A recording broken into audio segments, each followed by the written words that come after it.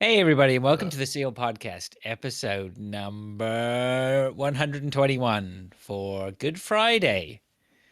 Welcome on this Easter weekend. I'm joined on my left by Neil. Hello. And on my right by Pilch. Good evening. Good evening, Pilch. Welcome back. Thank you. We don't have Dave. He is away on halls. We have allowed him some time off. And so we'll just be cracking on with the three of us, which is nice. Give us a chance to catch up with Pilch. Been away for a few weeks. Welcome back, Pilch. You have been missed. No, you haven't missed me. You've been cracking on without me. No, of course we've missed you. Yeah, I'm back now. Hopefully.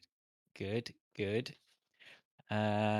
Okay. Well, I'm not sure that we've got masses of stuff here this week. Let's crack on. Well, crack on. Did we want to just cover anything? Yeah, no, I'm not. Well, I just wanted to know what. Obviously, Pilch was away. Did you want to cover that, Pilch? I didn't know whether you're going to cover it in what have we been doing, or do it in the what we've been doing. Get rid of the fantasy league stuff first. I don't want to rush you through that. Yeah. Okay. Well, let's crack. Yeah. Sorry, I just trying to give you your opportunity there to have a chat. Yeah, no, go on. Or whatever. So fantasy league, football, footy, yeah, let's go. Whoa, love me some footy. Fucking football, fucking fantasy league. What we got, Neil? What we got is the new table. No games tonight, so we've actually got a current table with points for last week. Top scorer for the week, my son. So that's gone. That's been good. You can imagine he's been gloating in the house for the last few days. Has he been lording it over you? Well, he can't be too lordy because he wasn't. He was only 8 points ahead of me. So, and it's getting a little bit close. That's all a son needs. Yes, just but to be able he to also beat their dad was on anything. -4 or something before we started the week last week. So, all right, it's got a bit closer despite him beating me by 8 points. So it's a little like my boy, and Tim Kelly were spread about 10 points, covering the three of us. That's pretty close. And there's a little bit of a gap to you in third. Another 58 points ahead of my son. You had an okay week, I would say. Christian had a bit of a shocker. And old Vince had a very respectable 65 points last week to maintain the top spot. And it increases leads slightly even. So yeah, 65 is a good shout no matter what the week. That's a good healthy score. Yeah. So but yeah, there's a few interesting fixtures this weekend. We've got FA Cup semi-finals on Saturday and Sunday. So there's a few teams obviously not playing over the weekend. However, there is extra fixtures in midweek. So some teams have got 2 games. Some have only got 1. And one team hasn't got a fixture this weekend. And that team is? Aston Villa. Oh. So no points from any villains this week. Right. Yeah, so if you've got transfers available, you might want to get rid of them. Plus, they've also been a bit shit. How is there only one team not playing then? Because I think Wolves. Well, they were due to play Man City this weekend, but if they weren't, like Man City are obviously in the cup. But I don't really know how this works out. It's just there's some teams like I think it's Leicester. They've got more games than anyone else to play. There's one team like that's obviously messed it around. They've got one extra fixture to play over everybody else. I think Leicester. Who's the other FA Cup game? It's Liverpool, Man City tomorrow, and someone Crystal Palace. That'll be. Oh, if it's not a Premiership side, that'll be the team that can't play. I think it is though. It's an odd number. Yeah, but there's got to be 2 teams that can't play. Otherwise, there'd be an odd number. Yeah, but there could be a number of fixed. Yeah, we have got the extra fixtures in the midweek, which is where some of them are catching up in the midweek as well. But obviously, Aston Villa for some reason haven't actually got one at all. So has anyone got Spurs players in their fantasy league? Because we are fucking smashing it at the moment. Yeah, well, that's where my son and I assume Vince actually got a load of their points because we had Harry Kane captained and Son also in the squad. And if I'd have had Son captained last weekend, would have scored a shitload of points because he had an absolute stonker, didn't he? But yeah, they're in good form at the minute, old Spurs. Could all be for nothing though, because even if we come fourth with that other lot down in West Ham win the Europa. They win Europa League, they take our Champions League spot. That would really be shit. That's happened before to Tottenham, didn't it? Didn't that happen when Leicester won the league? No, Chelsea won the Champions League. Yeah, didn't they let an extra team in that year? No, they changed it after that happened, so that can't happen again. But now they brought this Europa League shit in. And we've got the Conference League as well, just so you know. Yeah, that don't count. No. The Conference League winners go into the Europa League. Oh, brilliant. Like they wouldn't have qualified, hopefully, for that anyway. Well, there you go. Yeah. That's how it works. We had another management casualty today. Did you see that? Sean Dyche. Yeah, seems a bit late to be bothering with that, I've got to be honest. I'm like, it's a bit late sacking him now, isn't it, really? You might as well have kept him for the rest of the season. I don't know what they're going to do now. Sean Dyche of Burnley. Oh. They've got an extra fixture over a lot of teams as well. They're still making up time, like matches. But, yeah, so, seems a bit of a mad one. But, yeah, who knows what effect that'll have on Burnley in their remaining fixtures. Because they're not definitely relegated at the moment. They could. I don't know who's going to look after them. I can't believe they're going to get a permanent manager at this stage of the season. Unless they'd already sorted something out somehow. Maybe Neil Warnock's going there. I don't know. God. He's still he's still alive, that's for sure. But I don't know if he's actually managed anyone recently. But, well, Big Sam would be back in, won't he? Oh, man. God, they keep rolling out those old donkey managers. Yeah, Roy Hodgson's at Watford. That didn't work out too well. I don't look like anyway. So. All right. Always looks like all right, good old football. Yeah, bit more football coming up. Yeah. Okay. In what we've been doing. Well, do we need to dwell on Fantasy League anymore? No, we did have there's another bit of Fantasy League coming up as well. One of the tweets was about fantasy football. Oh, well then maybe when I say nobody's interested, it means I'm not interested. Let's move on to the sealed Twitch and the YouTubes. Neil still doing sterling work on the old used tubes. Yeah, randomly one of the videos had loads of views today. I don't know why. I think they've changed the way it works out. So if someone just scrolls past and it's long enough for it to start playing, it counts as a play. But we'll see. No, it's because you make quality video content and they are taking off. I'm not sure about that. Yeah. The quality bit's okay, obviously, but I'm not sure they're taking off. But I don't mind doing it, There's a few people regularly watching and interacting. So. Yeah, I watch each one 17 times. I did some Twitch streaming today. I've only been streaming Inscription today. Pilch came in and told me what a wonderful game it looked like and how he was going to play it. Yeah, I got funny feelings about that game being streamed, to be honest. Yeah? Yeah. I don't know. Are you getting caught out now, Neil? Because everyone else can see it. What do you mean? Because they've realised how shit it is. It's not shit though, is it? Sorry, I didn't say that, did I? I didn't say that. I twitched this week as well, so I thought I'd better get back in the seat. Yeah, you were twitching some obscure game. I guess you're going to talk about it. Yeah, I don't know where that came from, but I'm intrigued to hear it. It actually looks pretty cool. But we'll see. Yeah, I streamed Inscription today. I just thought it'd be nice for me. I was sort of secretly hoping someone like yourself might come in. Neil, I've been busy all day though, haven't I? So. Come in and have a chat about it while I was playing it and discuss it. What have you been doing, Neil? Well, we'll talk about that in a minute. Yeah. Well, I can tell you that the exciting Twitch news, and I mean really exciting. This was actually quite exciting.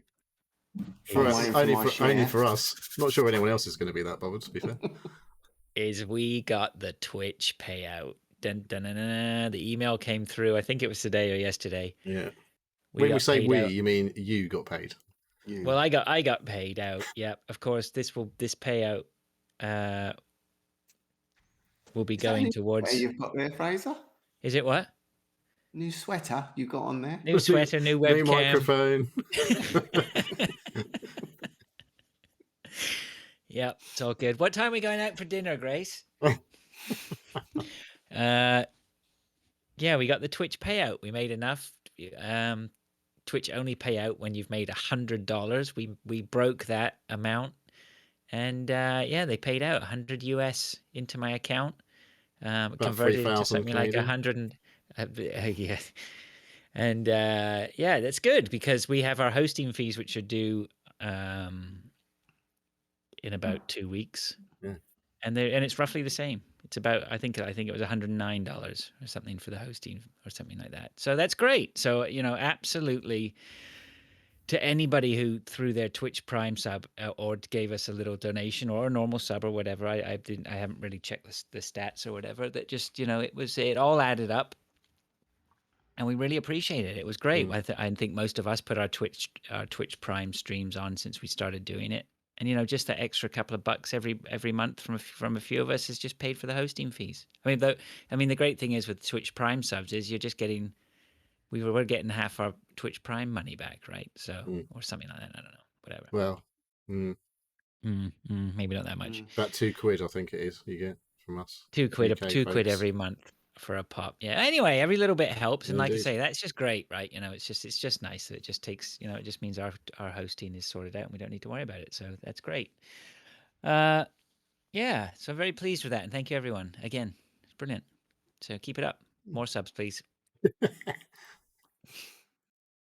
think I'm currently not subbed myself. I just subbed today because mine had run out. I think mine's got to be resubbed in a couple. Kept coming up earlier. So that's great. And then Discord, I'm not sure if anything's really been happening in Discord. A couple of new people have come in on the noobs. This week I saw that there was Wise Old Elf came in. Welcome aboard. And Scott Patton as well, but I'm sure he was in there before, but maybe not. I can't remember. He was in maybe one of the others that you're in. Or maybe possibly, yeah. Yeah. Anyway, thanks guys and girls or whoever. Welcome for coming in. Welcome on coming in. Do we have any emails or anything? No emails. We have some tweets and somebody has message on the Discord. Okay. Well, I see the tweet here. I don't see the Discord message, but I've just posted. Have you printed yours off?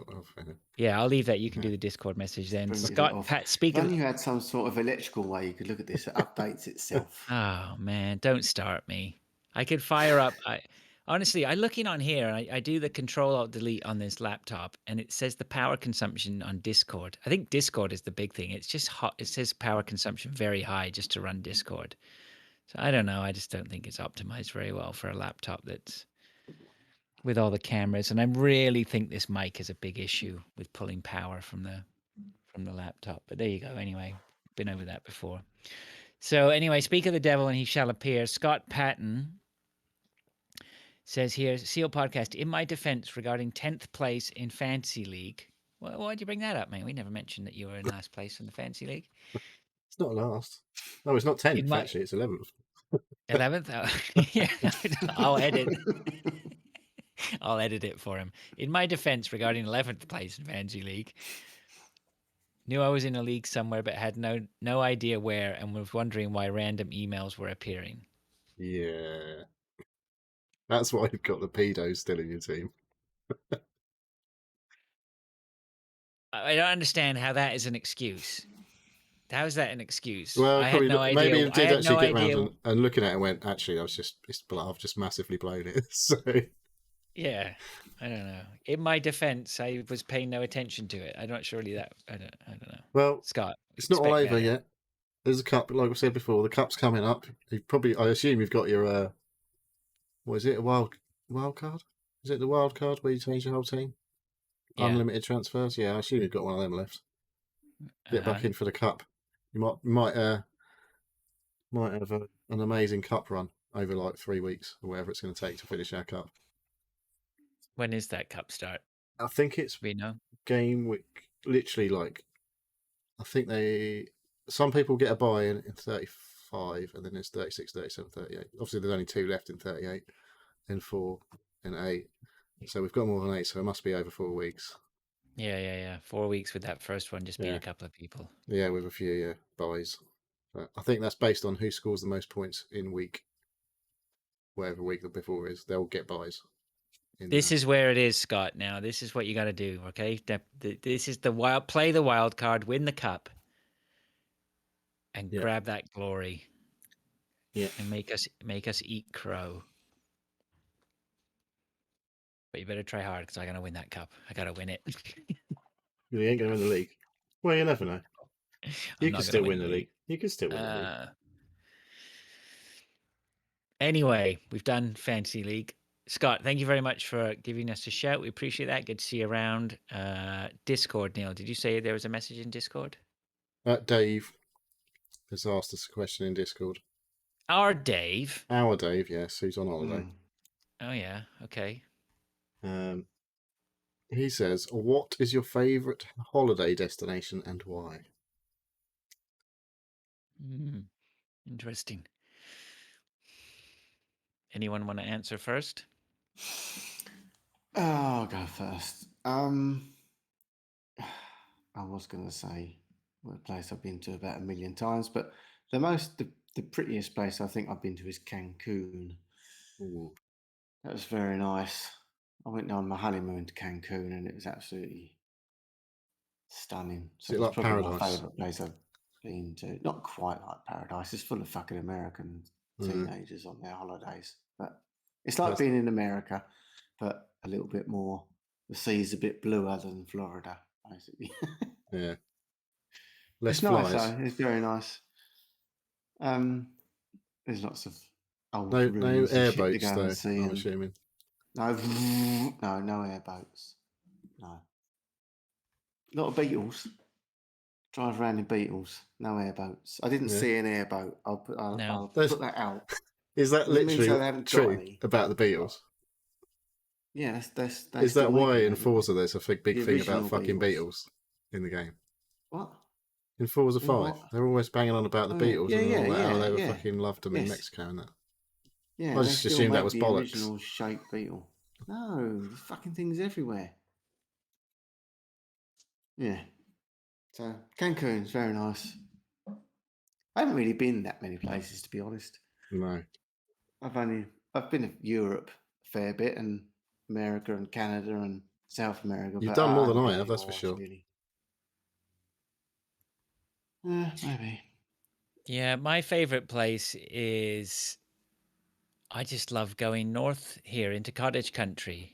You know, I don't know why, whether that's driven by the fact that, you know, I've been up that way holidaying so many times, or I holidayed there when I was a kid, and I do have fond memories of family holidays and things like that. But I'm just, give me the summertime by the lake, you know, hot at night, cool in the evening, fishing as much as you want, get the barbecue going, just you and the trees and nature and the lakes, and I love it. And I just, you know, I'm sure there's no end of great places, you know, to holiday and whatnot, but I always like the fact that it's on our doorstep and I don't have to go far for it. You know, it's only a few hours away, so.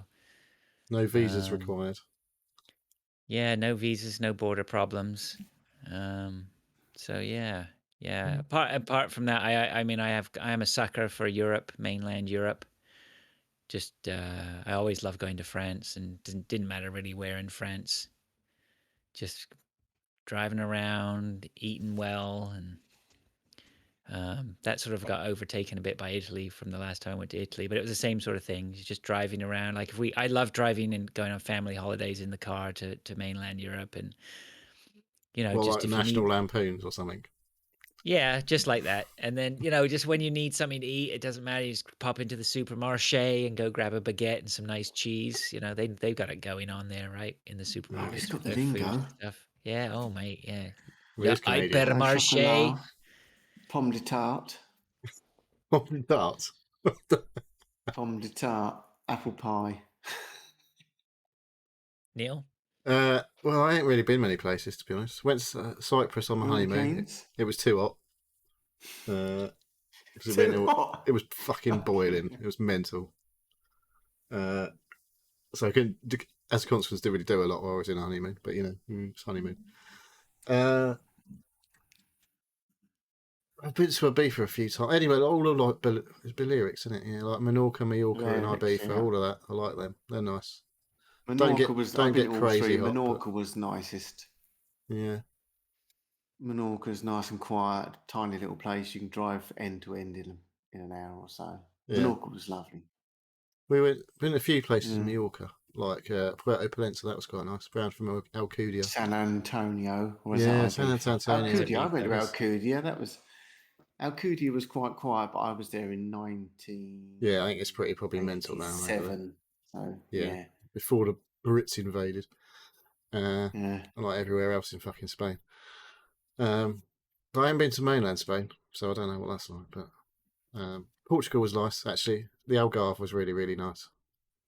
But like anywhere down it proper in the Mediterranean, it's too fucking hot. Like Turkey and places like that, I can't handle that. It's too hot. Unless you go in like February or something, maybe. August.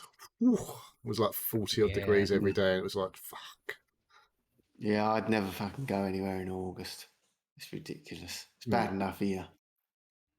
Anything like add 28 and you just start fucking melting. Yeah, for sure. Yeah, anything above that, anything above that is starting to get a little bit uncomfortable. Mid to high 20s is lovely, but anything above that, you start feeling shit. I'll just fucking sit. I'll just sit under this parasol with a drink, thank you, and just sweat, doing nothing. It's gross. It's still not so bad. It's still not so bad, but apply sun cream liberally every fucking 10 minutes, otherwise you turn into a lobster. But yeah, where did Dave say he went? I can't remember. Buxton, wasn't it? Oh, that's right. Yeah, that's a nice part. It's not 28 degrees in Buxton. Well, I know it's hotter than Ibiza here at the minute, apparently. So Oh, it's one of them, is it? Has it been in the sun? I assume so. I don't know. I'm assuming the Daily Express are still predicting a massive fucking winter blast, because that's what they seem to fucking be obsessed with. It's meant to get cold next week. Is it? Oh, great. Well, I can tell you, this weekend last year, because my birthday's Tuesday, I'll be 50 years old. Oh. We bought some new garden furniture the weekend before, and it was absolutely sweltering. And we set out on my birthday, which was Monday, the 19th of April. My mum and dad come round, and we sat outside till about 10 o'clock at night, which is unheard of in fucking April. And then it pissed it down the rain for 3 weeks after that. So this weekend is supposed to be gorgeous. And then it looks like we're going to get shit weather for another couple. Well, it's bank holiday weekend, and the weather's going to be decent. So that's not normal. So we're going to have to pay I'm suffer working for it on after. Saturday. So I'm working on Monday, so that'll be fun. Well, I'm not. Right. But I've got my birthday off. We just lost Craig. Oh, he's a cunt, isn't he? He is I don't know. Just fuck him right off. Who's backing up this recording? No one. I told you it's going off Twitch if we lose it. Now recording. All right, Craig's back. We'll just see if we can patch that or whatever. All right, Craig. All right, Craig. Just did you, mate? Yeah. Try and do your job, please. Anything you want us to do for you, Craig? Fuck's sake. Let's move on to what we've been doing. We're not doing the other questions from the Twitters then. Did you not print them off? No, I just did the tweets. I only had one there from Scott Patton. Yeah. There's 3. Okay, what are they there? Okay, somebody read them. Okay, I'll do it. MS Rangers 999. Evening SEAL team. Wet dog food. You have to choose one to eat. Oh, I've got to scroll across now. The food with gravy or with the jelly. Which option would you go for and why? And you are not allowed to heat it up as if that's going to fucking make it better. Sorry, these are the rules. If you don't like it, If you don't like them, you'll be sleeping in the kennel in the back garden tonight. That's it. from Marty. Someone's put, Seal Podcast has replied saying, no, that was Marty. Sorry, I missed Defo. off. Somehow missed Marty off that bit. Was it? Oh, sorry, mate. Marty Greasy Fish Lips says defo gravy, beefy. So come on then. Would you go for the gravy or the jelly? It's got to be fucking gravy, isn't it? You can't. Have you seen that? I think it's got to.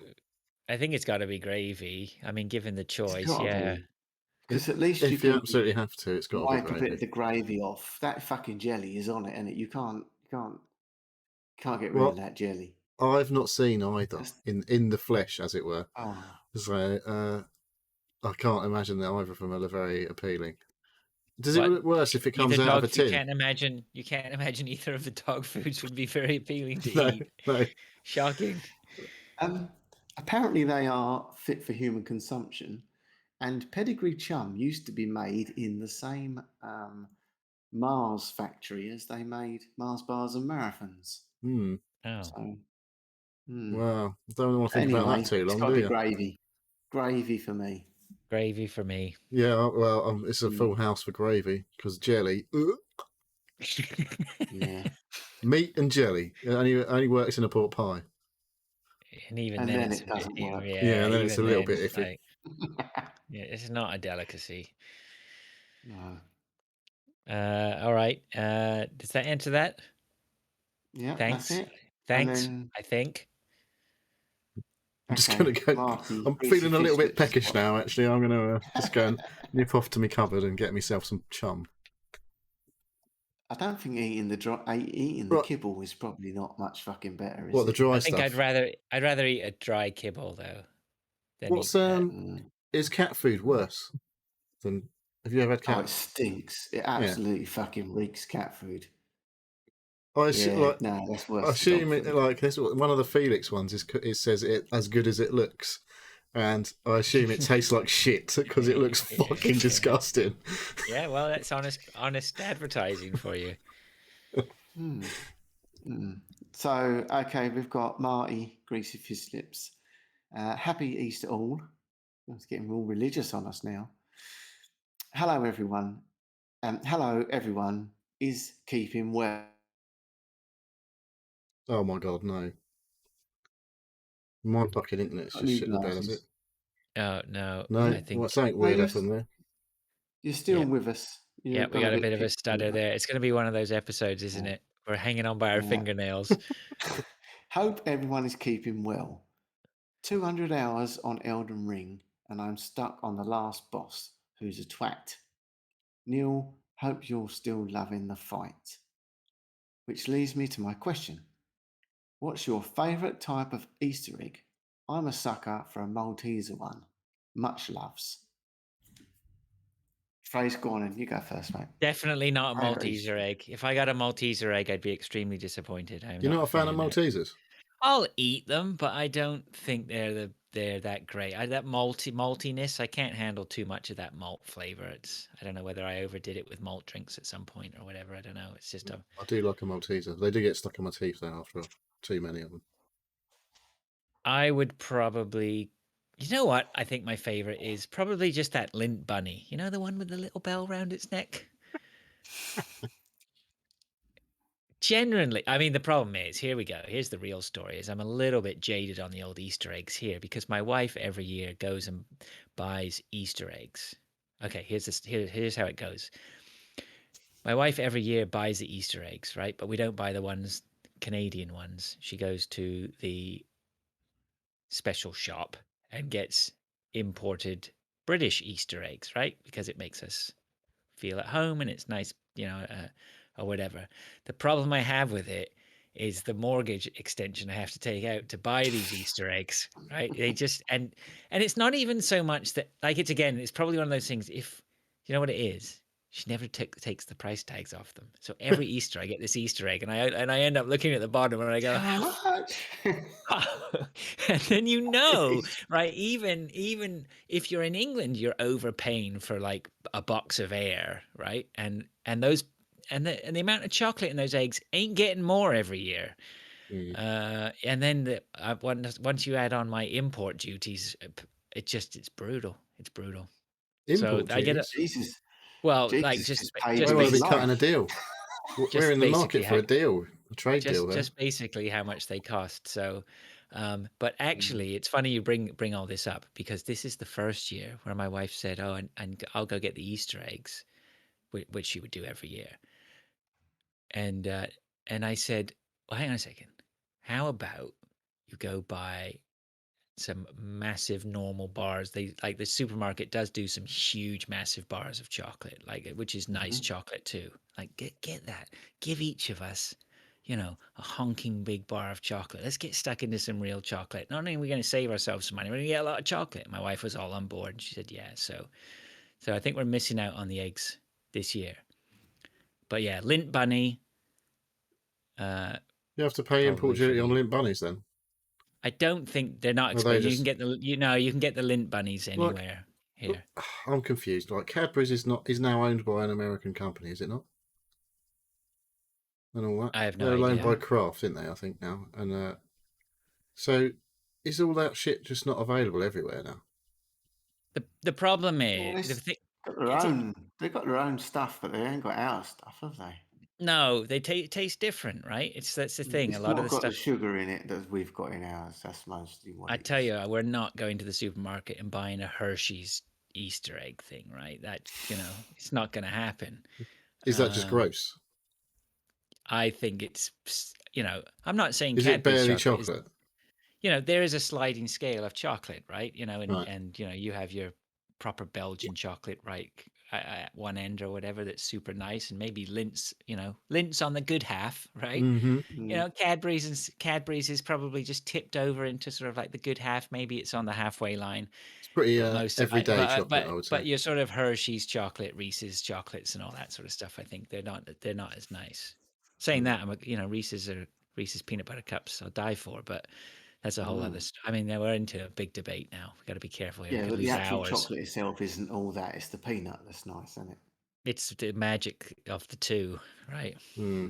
Not really. I don't think I've ever had Reese's peanut anything. I don't think I've actually tried it. Have you not? Fuck it. No. Oh, I fucking eat everything Reese's.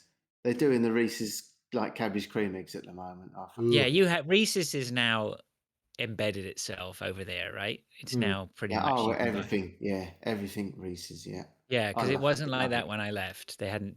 No, it's only probably you could get bits and pieces probably up until about 5-ish years ago, and then it just everything just suddenly turned up.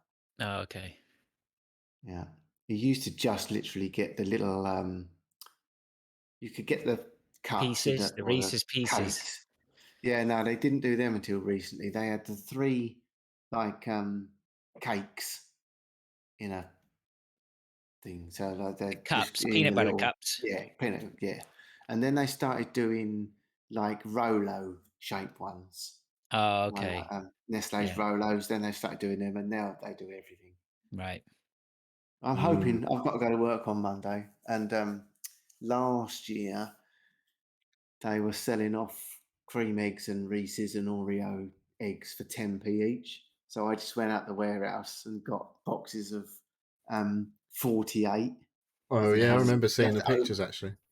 Yeah, you have to open the boxes and sell them individually, but I just picked up all the boxes wrapped up. So I paid like £4 for 48 or £4.80 for 48. And I had 3 boxes. I had a box of Oreo, a box of Reese's, and a box Oreo, of though. eggs. So I had like 130 eggs. Oh my God. I took them all home. They're just having eggs for like about 3 or 4 weeks. I've not been in Hopefully since. they're going to do it again. When was it? What day is it? It's Friday, isn't it? So yeah, I ain't been working since yesterday, but we had a fucking lot of Easter eggs to get rid of when I left. We've got none left. Really? We got none left. We've got lots of chocolate, cream eggs and packets of mini eggs and that shit. But actual Easter eggs, we ain't got. Oh man, we had fucking pallets and pallets of them. Marvelous Creations thing, Cadbury's one with the popping candy and shit in it. We had fucking. Oh, that stuff's horrible. I'm surprised you haven't sold them. Really? We've got fucking tons of them left, but I don't know what else left now. But we've got legs of lamb. If we can't fucking move. I'm not going to eat a leg of lamb like I would an Easter egg though. It's half You price. could like have a lollipop. It'd be like a fat man's lollipop. Fucking great big. I know. Oh dear. Did you answer? Did you answer? I'm not. I'm not. I eat chocolate when it's around, but I don't go mad for it. Like if we haven't got chocolate, I am really not bothered about it. Like we've still got fucking chocolate in the fridge from Christmas. Oh God, no, that wouldn't happen in my house. Yeah, so I fucking love chocolate. See, my kids don't even fuss about it really because there's loads of the chocolate's theirs, but they like get it on a like weekly basis and eat it. But anything like special, Easter like chocolate or like Christmas or Easter, it just fucking sits there for ages. I don't have many, but this is one of my bugbears. Yeah, I don't normally complain, do I? But this is no one Easter, does on right? this Easter eggs, right? When I was a kid, Fraser will remember this. I don't know when they started changing it, but Neil was a little bit younger. You got an Easter egg, you broke the Easter egg, and inside it was a little packet of sweets. Yeah. Whether that be Smarties, Jelly Tots. If you really fancy, you might have got some. Yeah, right. When the fuck did they stop putting the chocolate in the egg and being lazy and giving you an egg and 2 fucking Kit Kats in the box? What is that? I fucking hate it. I think they made the eggs so small they couldn't fit anything in it. But that was the joy of it. You got the egg, you fucking open the tin foil, whack the fucking thing on the floor into a million pieces, and got the sweets out of the middle. That is what I remember an Easter egg being. There was a point where I was eating Easter eggs and I was like, I'm sure we used to get this shit inside the egg. Mm. You know, instead it was like a little see-through packet of about 5 buttons. Yeah. You know. Yeah. Chocolate buttons. You know, if you're going to insult me by giving me 6 chocolate buttons, all right, which I can hoover up in a second. Make me work for it. Exactly. So, all right, it's obviously cheaper because they make a million eggs and then they just put it in a box with 2 Kit Kats or 2. Well, you know what it is, don't you? They make the eggs and then they can use the eggs for different boxes. They don't need to commit to the brand. Mm. But so I don't think that's right. So if you bought 2 Kit Kats and a dairy milk, oh no, it's not the same company. What would be the same? Nestle's Kit Kats. 2 flakes. Okay. You bought 2 flakes and a dairy bar. That is considerably cheaper than buying a 56-gram egg and 2 flakes. Right. So why? It's a con now. It's nothing special. It's always been a con though. All you're getting. What's the margin on? You guys must know this. What the margin is on the eggs. I don't get to find out what the margins are. I don't know. You couldn't get the sweets unless you bought an Easter egg.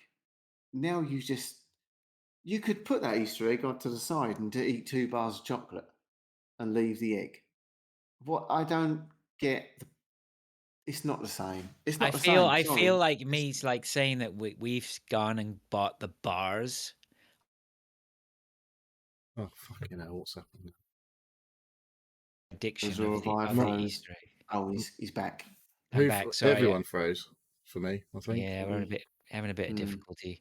Yeah, I was just going to say, I feel like, you know, by us going with the bars this year instead of the eggs, we've made a good step in the right direction of curing us of the addiction of these eggs, you know, which is just.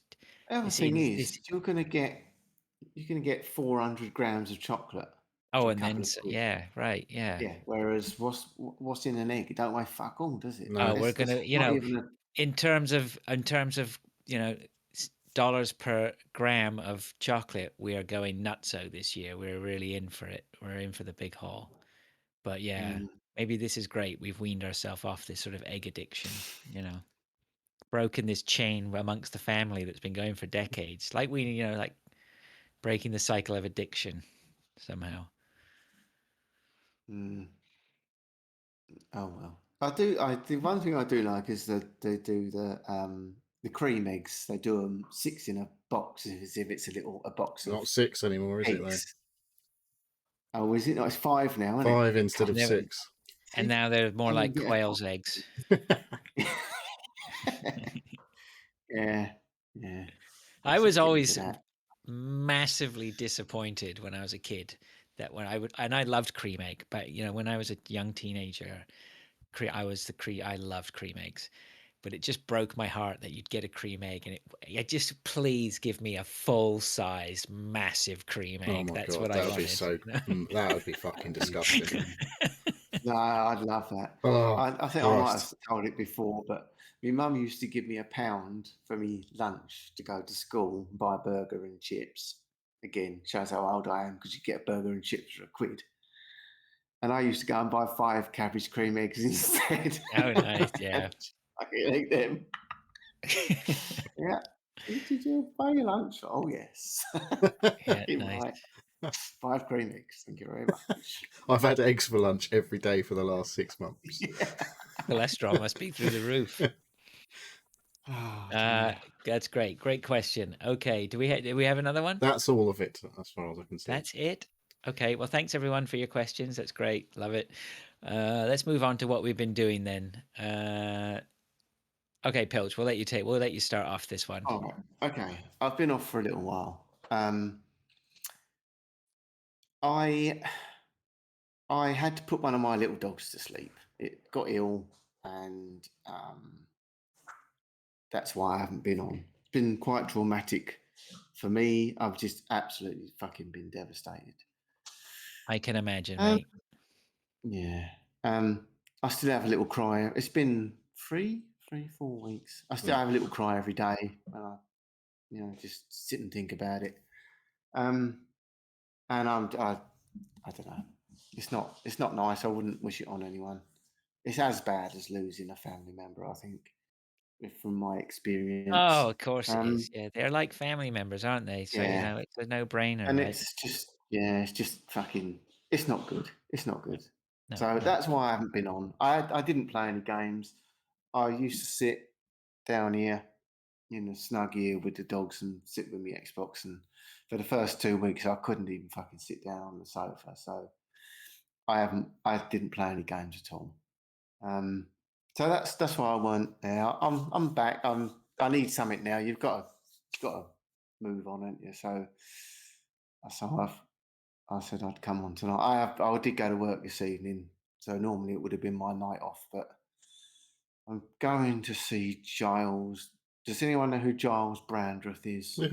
Yeah, of course we do. Okay. This is definitely target audience. Lisa bought tickets 2 years ago to go with her friend, who's a little bit older than Lisa, and it kept getting cancelled because of the COVID. And in between that and supposed to go in, Lisa's friend moved to Cardiff. So she's decided she's not coming all the way back from Cardiff just to go and see Giles fucking Brandreth next week. So I'm going. Nice. So I thought, right, I'll come on tonight because otherwise I'm not going to be on again for a couple of 3 weeks. What have I been up to? Wait a second. Sorry, we're not done yet with you on that one by any means. What the fuck are you going to see Giles Brandreth for? Lisa likes him. Lisa's friend is in her 70s. I'm sure Giles Brandreth. Sorry, I'm lost again. He's very funny. Do you know? Have you ever actually listened? He's got a fucking anecdote for everything. Right. He knows everybody. His family, all his previous family are famous people. They've invented this. They've done that. And every time he's on a program, he's usually on the comedy things like the quizzy programs or whatever, QI and that sort of thing. And he has got a story for everything. Right. So basically, it's going to be him just telling his. It's going to be good, isn't it? Yeah. That's fair. I like him. I think he's not my. He's obviously considerably older than us, but every time I see, so I don't mind going with Lisa. So that's fair enough. Yeah. He's so fascinating. He's a fucking fascinating character. So we go and see that anyway. So was I all right? Okay. Before I lost my little dog, I took my bike. I went out off-roading for a day with a couple of my mates. I think I sent you a couple of clips of me going through knee deep in mud.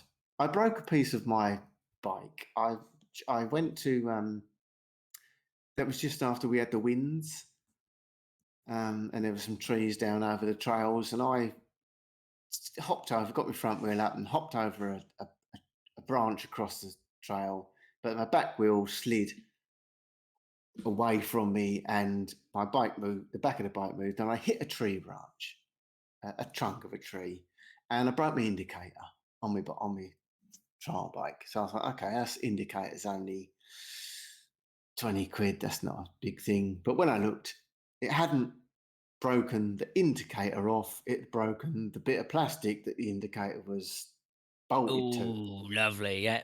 And that's a little bit bigger, a bit of plastic than just the indicator. So I thought, okay, right. So I phoned Honda. These bikes, it's only been out a year and you still can't get them. There's only 30 been registered in the country, and I was one of the first ones to get one. So you can't just go and get bits for it. So I had to wait 3 weeks for a bit. So I phoned them up. I said, right, I've broke this little bit of plastic. There's me thinking it's just a little bit of plastic on the back of the bike, underneath the bike. So £130. Nice. That's a lot for a bit of plastic, mate. Oh, it's not just a bit of plastic. It's the whole back of the fucking bike. Right. How much is it to fit it?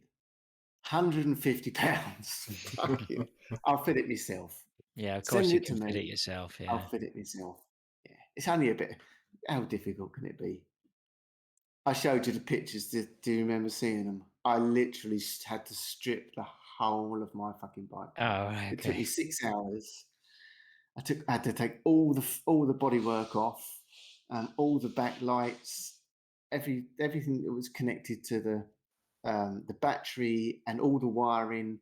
It was all connected, screwed to the bit of plastic that I needed to replace. Right. So I literally stripped the whole. And I don't normally do shit like this.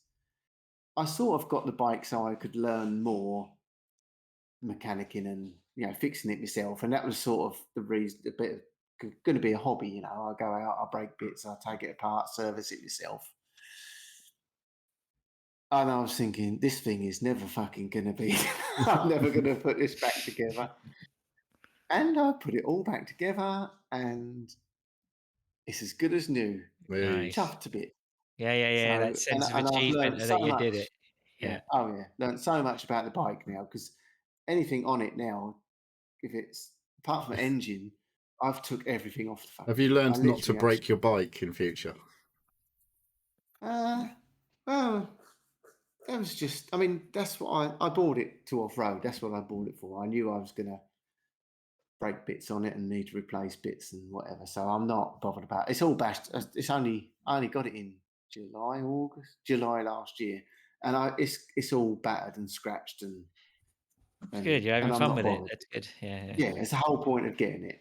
Yeah, so I think that's a good example of just like, why you should have a go, right? You get that sort of a sense of achievement of it might not be easy, but you got to struggle through it and take a few gambles here and there and figure out how to do it. I came back yesterday and my neighbor was here and he stopped and had a chat to me, and he was telling me about how somebody had encouraged him to try and do his own brakes on his car. He was chuffed to bits, right, that he'd accomplished it, right? And he'd been able, the money he'd saved on paying someone to do it, he now was starting to kit out his garage with the right tools and whatever, and they pay for themselves after so long. It's that's why tool talk is so important, right? It's So I know everything about it now, and if anything else breaks or a bit of wiring or something, I can take it apart and fix it myself. So that was good. Nice. So to add to the sadness of losing my little dog, the next week my mum and dad found out someone's broke into their house in broad daylight and absolutely ransacked the whole fucking house. Oh, mate. 6 bedrooms, 2 flights of stairs. My mum was running a B&B for a long time, and she'd stopped doing it, but they got into the habit of, in the hallway, locking all the doors in the house and to each room, so that when someone come in from the B&B 2 o'clock in the morning, pissed up, whatever, they wouldn't go wandering through the whole house. They come in the main door, they go up the stairs, go to their room. So all these doors off of the hallway were Chubb locked. My mum and dad popped out for a couple of hours on the Monday afternoon, and when they come back, there was a car at the bottom of their driveway. Oh, that's a bit weird. There shouldn't be a car there. Didn't think anything of it. Opened the front door. Noticed that one of the doors into the other rooms was smashed out, was broke. Like, you know, what are they called? Jimmy? Yeah, jimmied open, yeah. Yeah, it was smashed, yeah. Oh, okay. Oh, the door under the stairs to the alarm is smashed. Door into the kitchen's been smashed. Basically, they've gone through the whole house. And they were still fucking in there when my mum and dad got home, but they didn't see them. They must have gone out the back when they heard my mum and dad. Oh, right, yeah. But they'd gone. Well, that's lucky anyway. They didn't encounter them anyway, so yeah, they'd gone through the hedge at the bottom of the garden into the garden. They'd broken into through some patio French doors into the conservatory. Then they jammed some French doors into the dining room. Then into the hallway, smashed that door, smashed the door into the kitchen, smashed the door into the next flight of stairs up to my mum and dad's room. All these were locked, all doors. They've just literally smashed the doors off the door frames. And they've been through all 2 flights of stairs, all the bedrooms, everything's upturned, the whole house been fucking just absolutely annihilated. And all they took was some of my mum's gold jewellery. Right. They left laptops, PCs, iPads. My mum and dad got done. It's always they don't. You know, people go to bed at night worried they're going to get broke into, but it don't happen at night. It happens in the day. Broad daylight. Yeah, because people are out generally. But what they do, they go for gold, because what apparently they do, the coppers told my mum and dad, because they got done same. Loads of stuff around, keys, cash, all that shit, not touched, just went for gold. Because what they do is they take an envelope with them and they put it all in the envelope, straight in the post box on the way out, and they send it to one of them fucking cash for gold places. Right. So they've got nothing on them if they get caught. They've already fucking got rid of everything. So about 3 days later, a mate phones me and says, because he knows I've got loads of old iPhones kicking around. He said, "Have you got a newer than an iPhone 8 that my mum and dad could have?" And I thought, "What do you want that for?" They've got to get a Ring cameras and alarms because some fucker broke into their house the other day. Oh, and I said, "Are you shitting me?" He goes, "No, they broke in, wrecked the place, took my mum's jewellery." So I said, that fucking happened to my mum and dad the day before. And they're not close. They're probably about a good 20 minutes away, but it's still on, you know, in the direction of if you were coming past. But apparently they caught some people a couple of days after they're from London, coming out from London to do a bit of thieving, and they had 20 grand's worth of gold in their car. Oh, yeah. But we don't know yet whether any of my mum's jewellery was there. And it's a different police, different constabulary, so they've got to talk to each other first. So hopefully she might get some of it back. But let's hope so. It's just a bit of a fucking coincidence that my mate's mum and dad got done a couple of days later, just literally 20 miles away. So yeah, it's probably the same people. So that was another exciting thing. I've extended my patio over this period while I've been away. Next door had a. You've extended it all over to next door's garden. Next door has the same house as us, and they got the same patio, same slabs. And I've made mine a bit bigger a couple of times.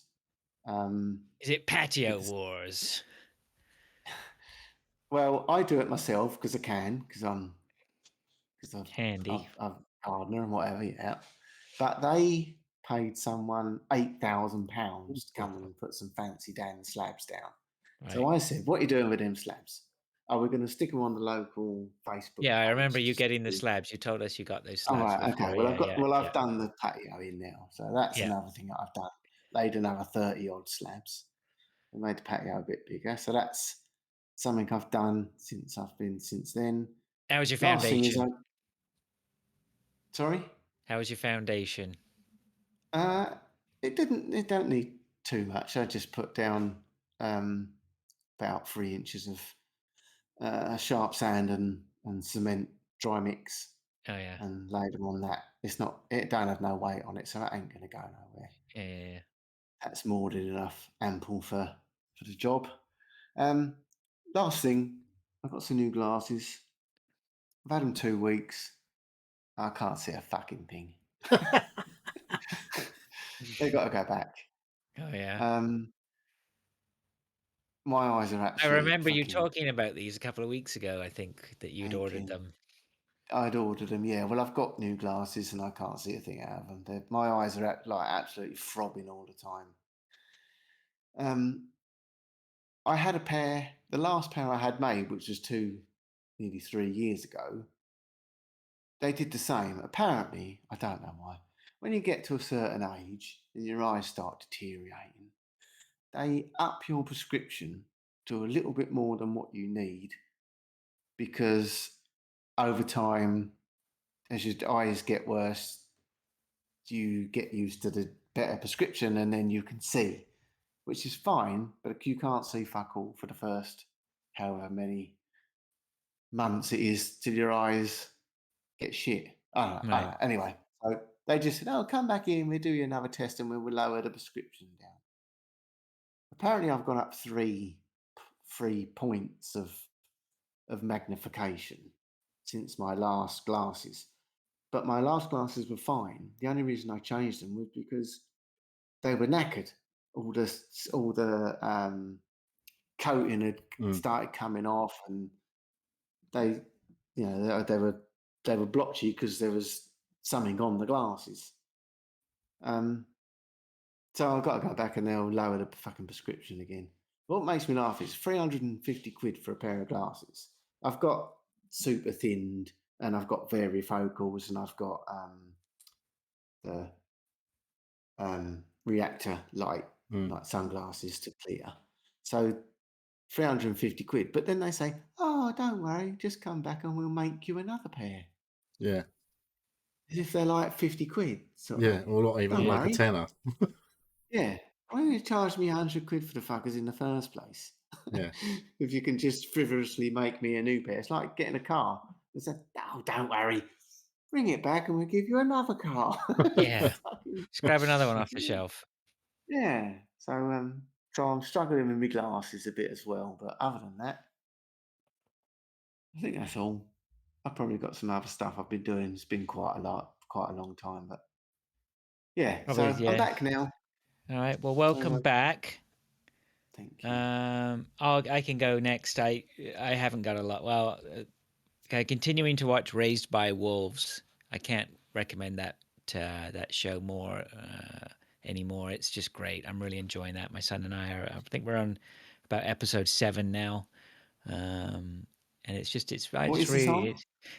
It was on Sky Atlantic here. Yeah, HBO Max. Right, okay, I think I haven't got Sky. Or Crave, I think here. Yeah, so you might have to seek it out or wait till it comes somewhere. But yeah, I'm really enjoying that. That's the Ridley Scott sci-fi. Okay. Jam you thing. You could get an Now TV for a month and probably bang through it.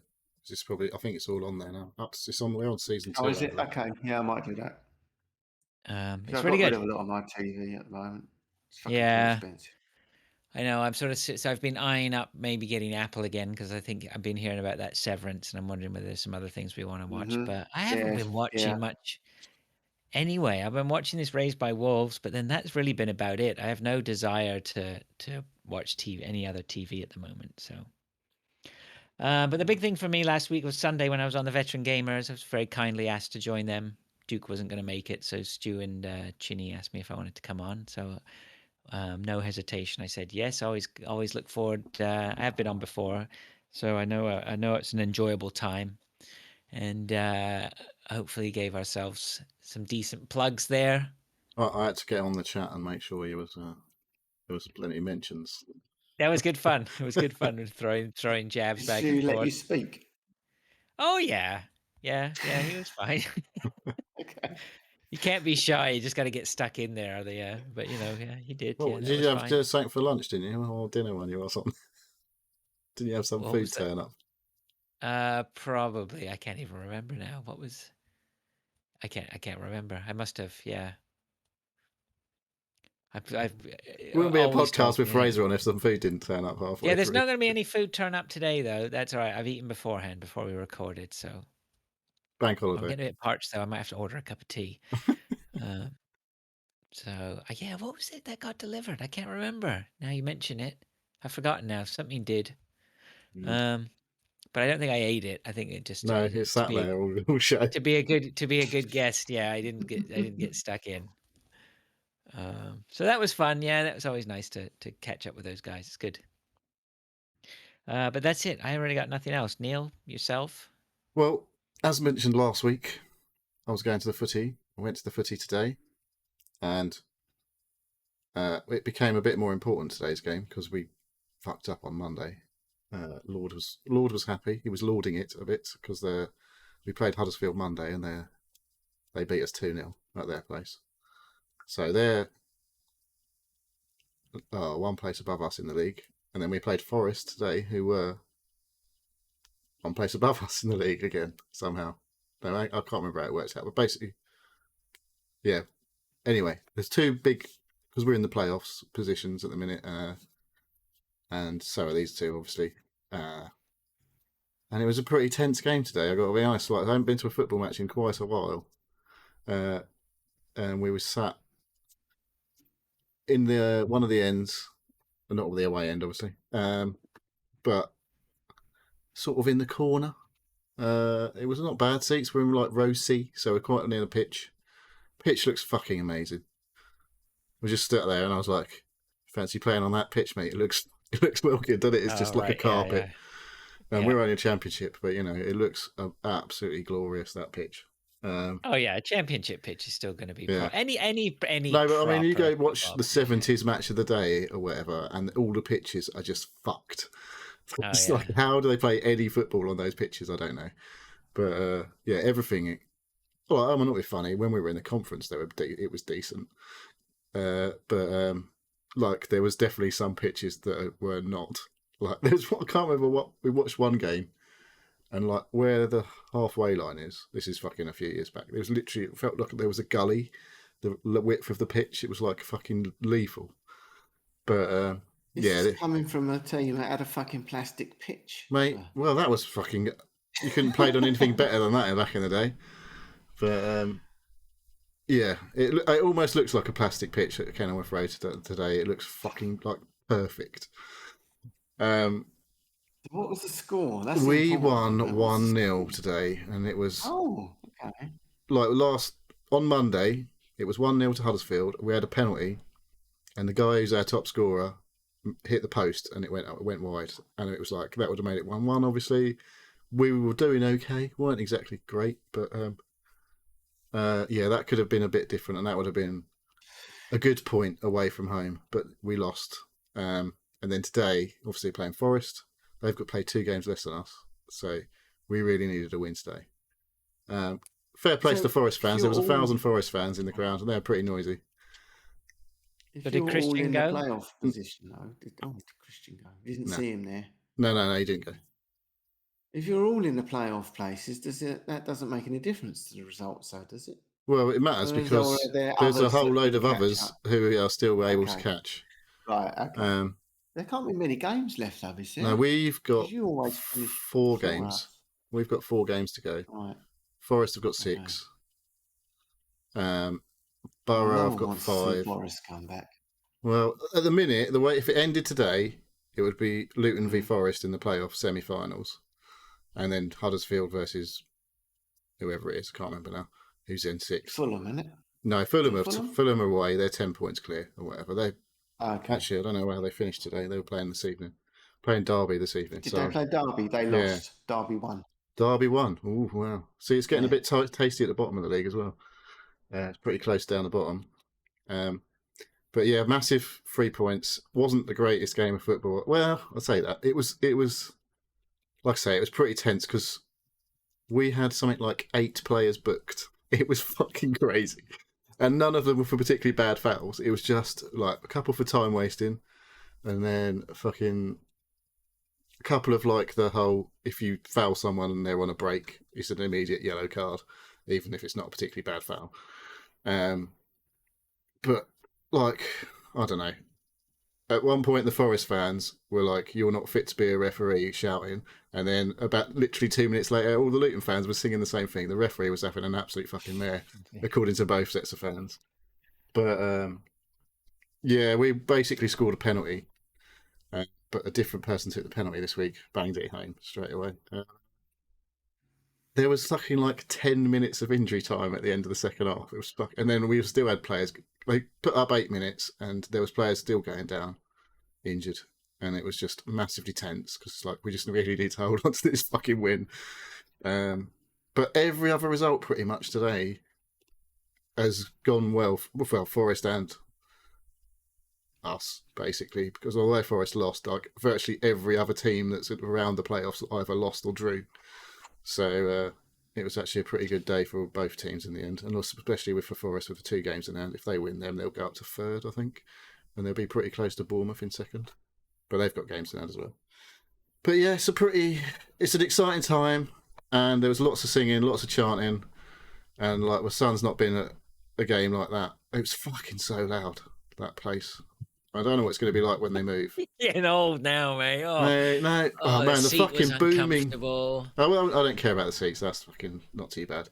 But the PA at the throughout was we got in a bit early because it was like fucking mental hot. We stood outside talking to a guy I know from around here who we bumped into for about 20 minutes. But it was like, I need to go inside because I am cooking. My head's going to be proper red. So I went and sat inside for a good hour before it kicked off. But yeah, it's good to like experience a footy match live like that again. Like this, yeah, I would prefer to sit on the side, I think, and a bit higher up to be able to see the game a bit better from where we were. But I can't really grumble for nothing. We're where we sat, pretty close to the pitch and everything. But yeah, it's just a different experience actually going to a live match. What is the capacity of that stadium? There was well, I don't. It's never full because there's always bits covered up.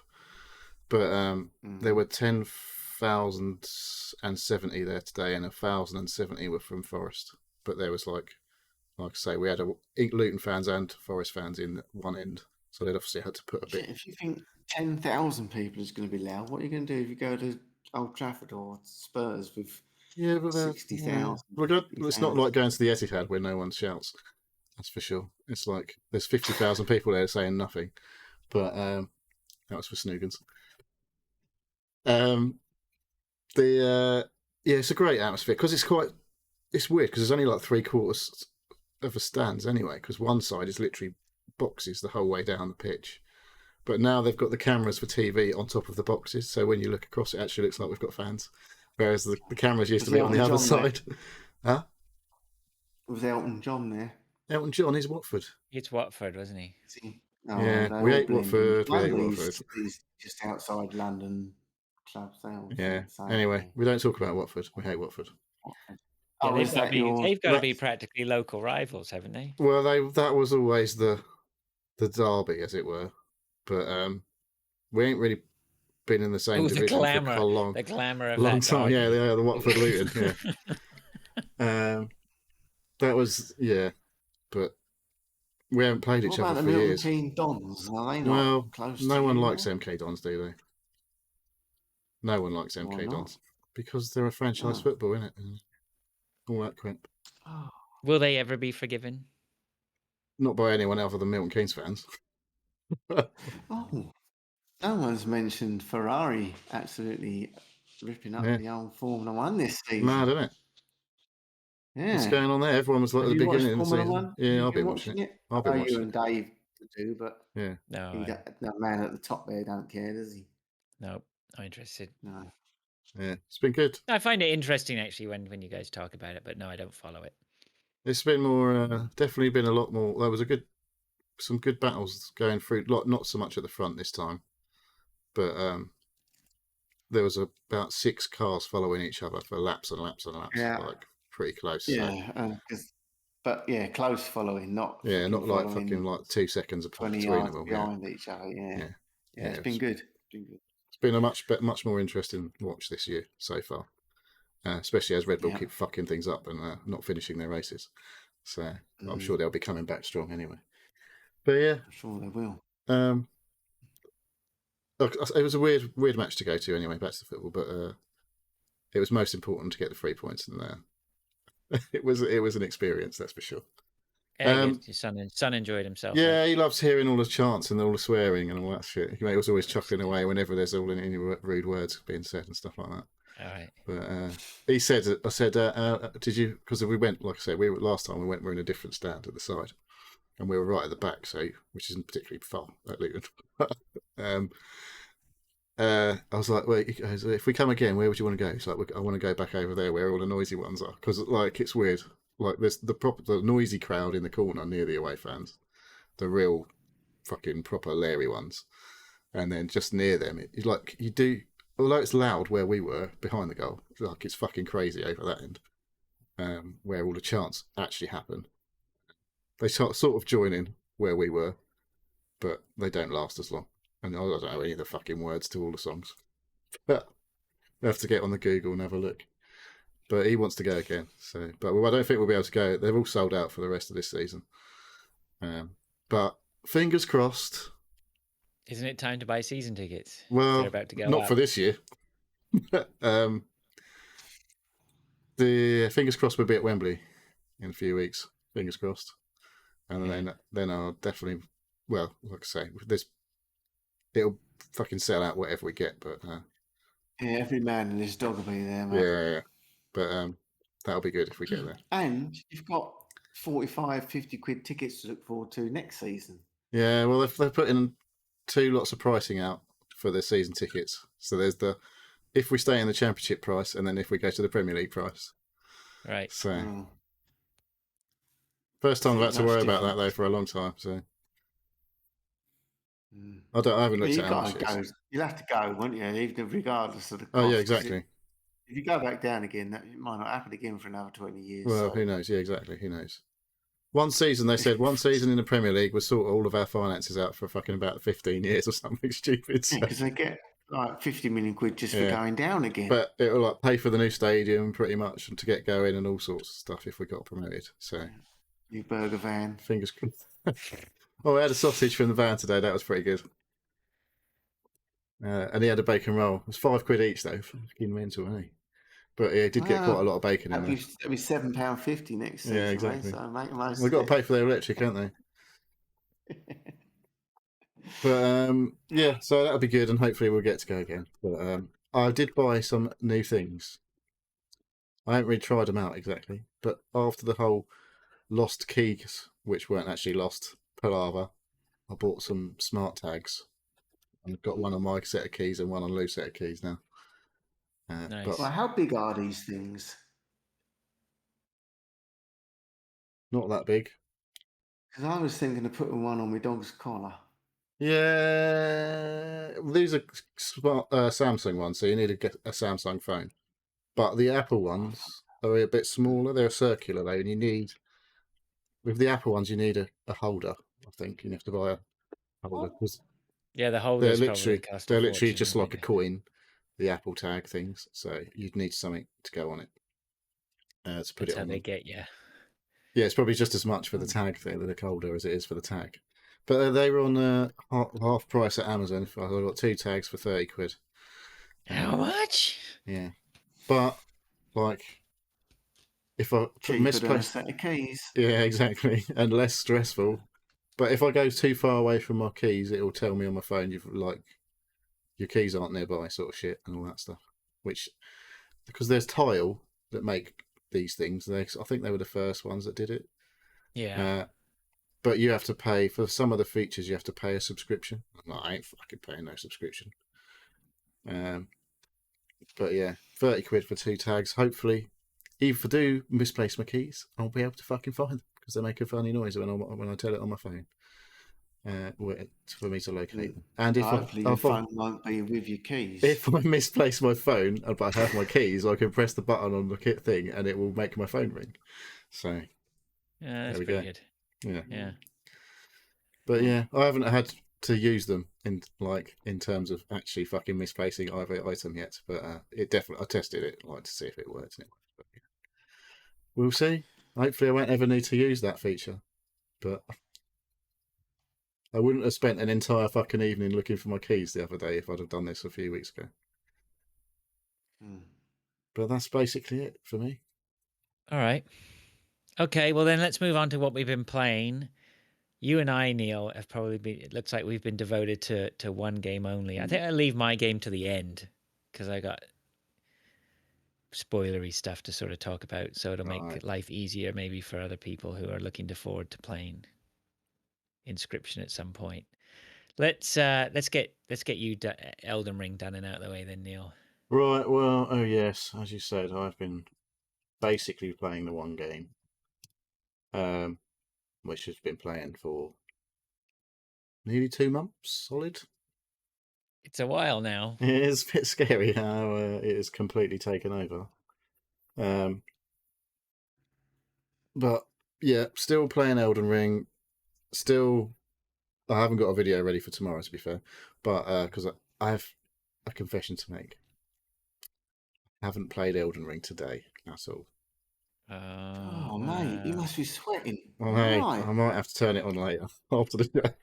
But yeah, I've actually done something with my life today, so I've come home and played Halo today, for some reason. But yeah, I've beaten another one of the sort of main bosses this week, Praetor Rykard. There's a video on YouTube. That was pretty cool, but actually not that hard because I don't know. Some guy I spoke to said I've dropped this weapon in the thing, so it's the only thing that can hurt him. And I was like, I picked up that weapon and looked at it. I went, it's got really shit stats, but I used it and it absolutely fucking slaps this guy. But yeah, there's still you got to learn how to fucking not get killed basically in that fight, and yeah, just go in and hit them when you can. Done a few more of the dungeons, found a few dungeons that were fucking hidden away in caves and shit. Gone back to a couple that I couldn't do before, and I've gone back with a bit more firepower and just fucking totally dominated. And got. Are you getting a sense of end game? I don't think so. I'm just taking such a long time to fucking go around everywhere, and I've been zipping back and forth places to finish things off, going I need to get to a push towards the end of the game. I'm not that far from the end. Another 100 hours, I reckon. another 2 months. But it's fucking so good. All the the stories. There's a better story here than there has been in the other games. It's still not easy to follow sometimes, because the thing is you're on a quest with these different characters that you meet, and you have to sort of listen to what they say, and sometimes it's not 100% clear what you've got to do to progress the quest, and even if you think you might be doing the right thing, you might fuck up and do something that ends the quest basically. There's so many little steps to fucking do every single thing in this game. I'm sure it's probably not all even been uncovered yet. And they have made it easier to, they have now, when you've come across somebody, they now mark them on the map where they are, which can be useful, but yeah, I don't know what to say. It's Elden Ring.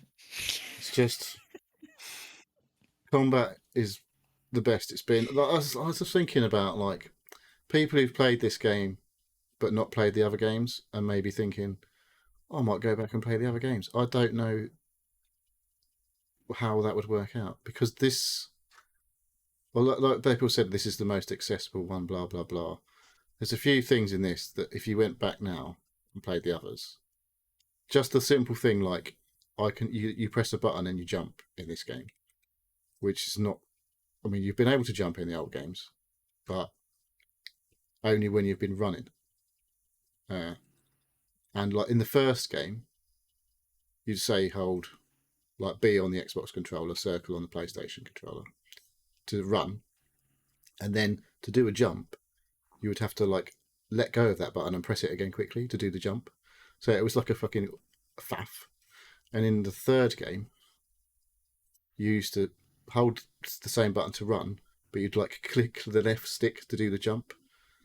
So it's not something that you're normal used to do in most other games. So it feels weird to do it.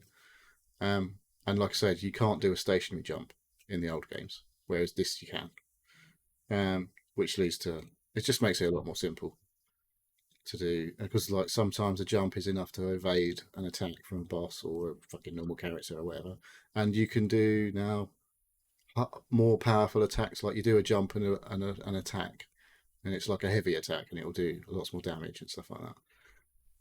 But do you think that some of this gameplay is going to leach out into the normal games when they start dropping again, or will they, do you think, remain true to the normal games and keep them as they were? Well, to go back and change the old games? That sounds like that could be a very simplistic question from people who know the series better than I do. But well, you go back and change the mechanics of the old games with this mechanics? Or, yeah, do you think that they might do that? Like you're saying, no, they're not going back to turn the servers back on for Dark Souls at the moment, because no, sorry, that's not what I meant.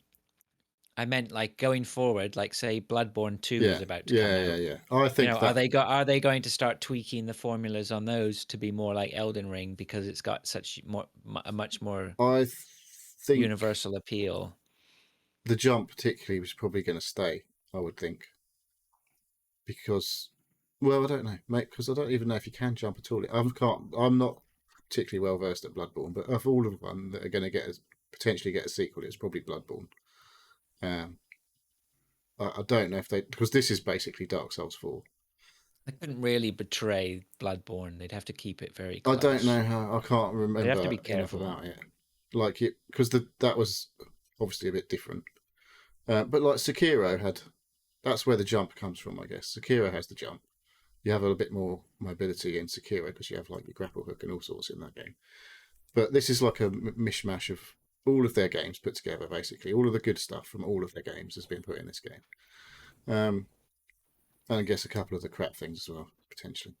It's not a 10, I don't suppose, because it's never nothing's ever absolutely perfect, is it? But the world they've created is just fantastic. Like this is an open world, but when you get like to the sort of main boss areas, like there's like a castle or whatever, so it becomes like an old game. You go through an area that you have to fucking go all the way around, and some of the way it all links together has always been pretty cool in the old games, and this is just taking it to a whole new level. Like with the open world, how you're like the other day I was doing something. I'd gone back to a dungeon that I couldn't finish before. Went through, finished the dungeon, and then most of the time you finish the dungeon and there's like a little, go to a point and it says, do you want to go back to the entrance? And you press a button, it goes back to the entrance to finish the dungeon. This one, there was like a little bit further on that I could go through, and I went out and I was in this other area. I was like, fucking hell, I can't believe I'm in this area. I didn't expect this to happen at all. And it's just the way the whole world links together. It's phenomenal. But, you know, I've spoken about it fucking loads already. Don't know how long it's going to take to finish. Okay. I do worry that like anything I play after is just going to feel shit. So. Yeah, maybe for a while. Okay, all right. Well, then Elden Ring, no doubt, will still get another mention, so I'm not going to lose any sleep cutting you off on that. Pilch, then you've got Pilch. I'm going to cut him off. Don't stop me. You've got some games there. Let's get you going then. Okay. So about a month ago, I played this before you played it, Fraser. But obviously I haven't been on to talk about it. Tunic. Yeah. I didn't know what it was before I put it on. Hadn't got a clue. Just one of the Game Pass games. Stuck it on to see. Quickly realised that this is just the Crow game, basically, but Zelda on a Zelda skin, I think. With a green tunic. Yeah. It was okay, but there was no direction. I had no idea where on the map where I was. Right, Days. Hang on a minute. Right, finished. Thank you. Right. No direction. I had no idea where to go. What to do. And I got bored and lost very quickly. I think I've had it for a couple of hours and I was done. A couple of hours. Punishing. You put more. It was I think I definitely got further than you because I remember you saying, "Oh, you got to this bit and then didn't know where to go," and I got past. Somehow fluked past that. There was a couple of weird things going, a couple of cutscenes. You had to go back. Did you get a sword? Into this sort of never. Yes, I got a sword. I advanced from the stick. Yeah. No, I didn't like it at all. Yeah. See, I didn't advance past the stick, but in my defense, I am going to go back to it and play more of it. I just wanted to get some other stuff done, but there's this weird thing where you have to find parts. You have to go do certain things to get the map, and then you can bring a map up, and it makes it a lot easier. But there was one point where it said go to the west to get this. You got to ring bells. Yeah, and you couldn't fucking get there. You couldn't, even though it was on the map and it said go there. You had to actually go the totally opposite direction to get to where you was trying to get to. And I thought, fuck this shit. I ain't got time for this, so I give up.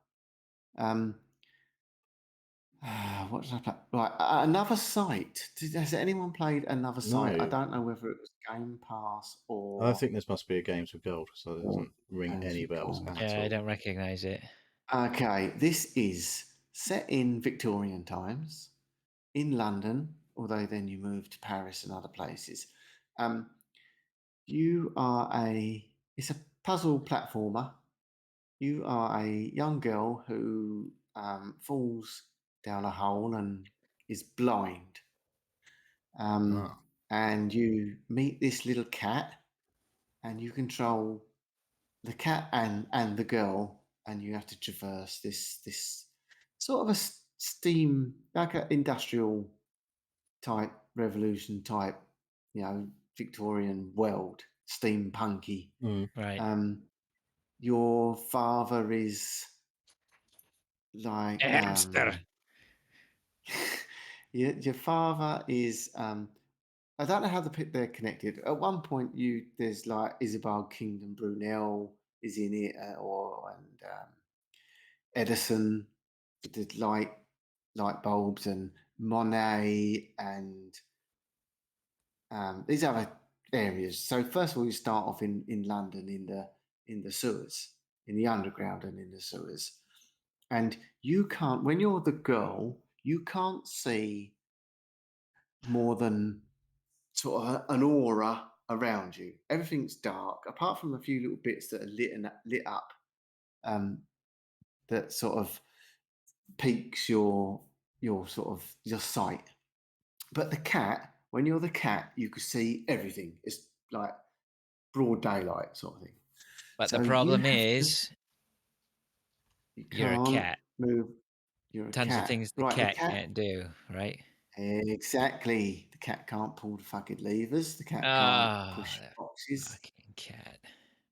So, but the cat can scare rats. Mm-hmm. So you can your blind girl can jump areas where the rats have gone, and it is actually, until I got to the usual fucking thing. I got to a bit I couldn't get past, and I've give up. But I've played it for 7 hours. Ooh. The game, when I looked, right, there's a couple of little bits that I've just thought, I cannot fucking work this out. I'm gonna look on YouTube, and a complete walkthrough is 6 to 8 hours long.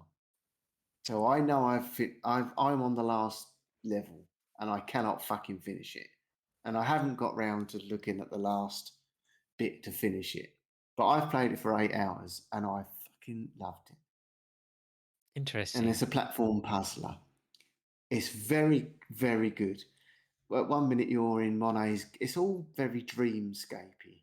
There's one bit you just play as the cat, and you're fucking floating around in this garden. It is spectacular. You go to Paris and meet Claude, whoever he is. I don't know, whoever. I can't remember his name. Like I say, you meet Thomas Edison, and you're in this light sort of. It's all like a inventor's sort of lair, sort of type. Doing experiments and stuff. So one of it's all to do with electricity. One of it's very good. I will finish it, but I got sidetracked by something else. But it's a very good game. All right. Yeah, it says it's available for Xbox One and Switch and PS4. So yeah, I think it's just come out, but it's on everything, and it's on Game Pass. So it's definitely on Game Pass. Is it? Okay. Oh, that's good. Yeah. Is it only Xbox? But yeah, it's very. It might be on. I haven't seen it come up on PC. Okay, perhaps it is just Xbox. Oh, it's not new, Pilch, though. It's been out for no, but it's just come out on Switch. I think it's new on Switch, and then they've put it on Game Pass as well. Oh, okay, gotcha. It was very good, and it looks gorgeous.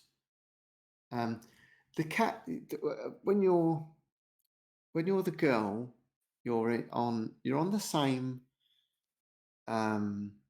You're in the same area, but the cat is set back a little bit in the foreground, so you're walking generally together, but he takes a slightly different path. He's always a little bit higher, or it's not very often you get completely separated. Generally, you're following. So he goes up, stands on this little thing, so it opens the door for her. She then walks through, pulls a lever, that then opens a trap for him, and then he goes through. So it's all very. But the thing of it is, when you're her, you can't see where you're going. So you flicked it to the cat to see the environment, see where you've got to go and what you've got to do. Okay, yeah. And you can, when you're her, you can call the cat, and when the cat meows, it lights up the area a little bit where the cat is.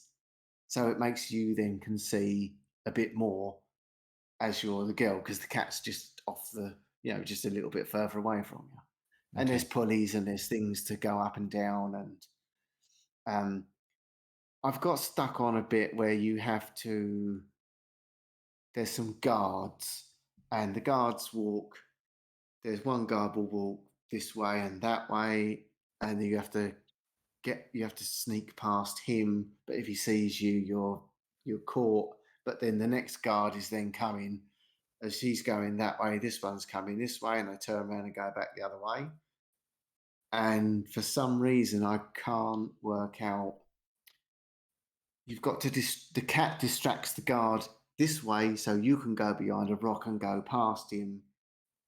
And I've got to a bit where I just can't work out. Even after watching the video, I can't work out how to get past this guard before he turns around and comes back and catch. And I've tried it about 20 times, and I just. It'll probably be something really simple, which you just something stupid, thought about, something so stupid. But I'm at the end. I'm on the last level, and I've nearly finished it, which is so fucking annoying. All right, okay, that comes highly recommended. Then I'll have to get at that. Yeah, very good. My next game is called Weird West. I've heard about this. Yeah. I've heard mixed reviews. I thought I was going to like it. You start off. You're a female. You're a bounty hunter, ex-retired bounty hunter, sheriffy type character, and your son and your husband get killed while you're in your house. And the sheriff comes and says, "Right, come on, if you want to find out what went on here, you've got to pick up your guns and take up the mantle," sort of thing.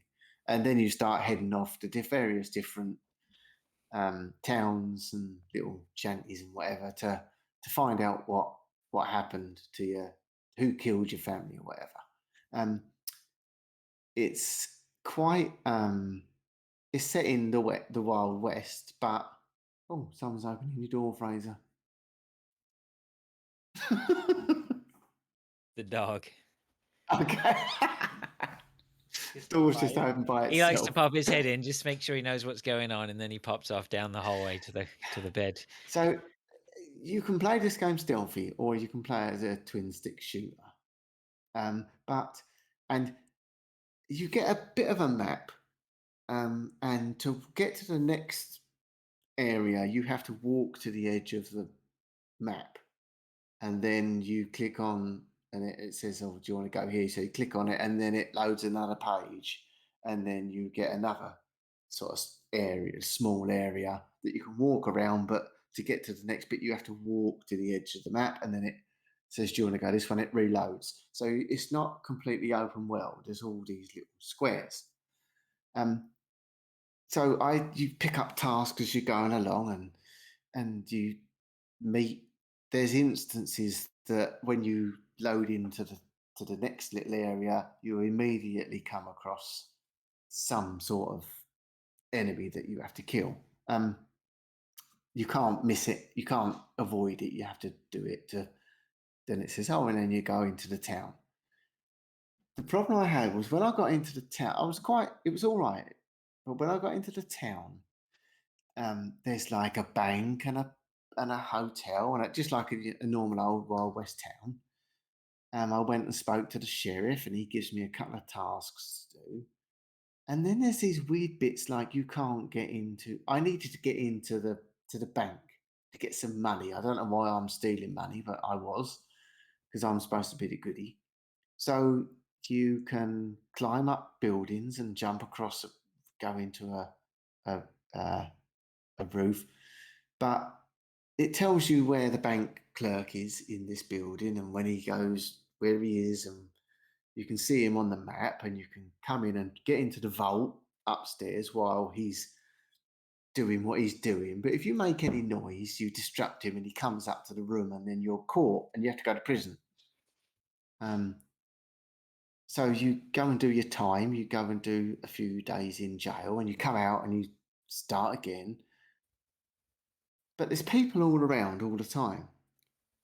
I kept walking into people, like knocking them over. And all of a sudden, it's like GTA when you fucking hit someone in GTA. All shit breaks loose, the police are chasing you, and you get arrested, and the game stops, and you pay your fine, and you come back out again. Right. And I just kept just random people bumping into them, knocking them over, and kept getting put in prison. And I thought, I'm doing something wrong here. Perhaps I think you are. I don't know what I was doing wrong, but I've heard this being talked about, and it's a game where you have to keep saving. Oh, constant, yeah. Yeah, so instead of going to prison, you reload your save. Yeah.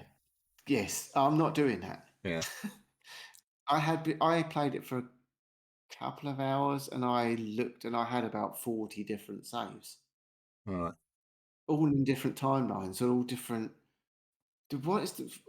I literally, you go back and say, "Oh well, all right, I'll do that. I won't run into that person this time." But the game's the same.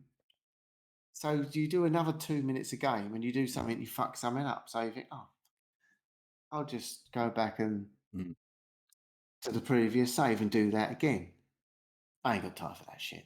Yeah, see, I heard somebody talking about it, and I can't quite remember, but obviously my subconscious brain is taking it in because I hovered over it today. I saw it on Game Pass, and I went, "Oh yeah, that's the sort of new and shiny on Game Pass, isn't it?" I went, something tells me I should stay away from that. I heard it was frustrating or something from somebody else, or it was just a little bit too oddball.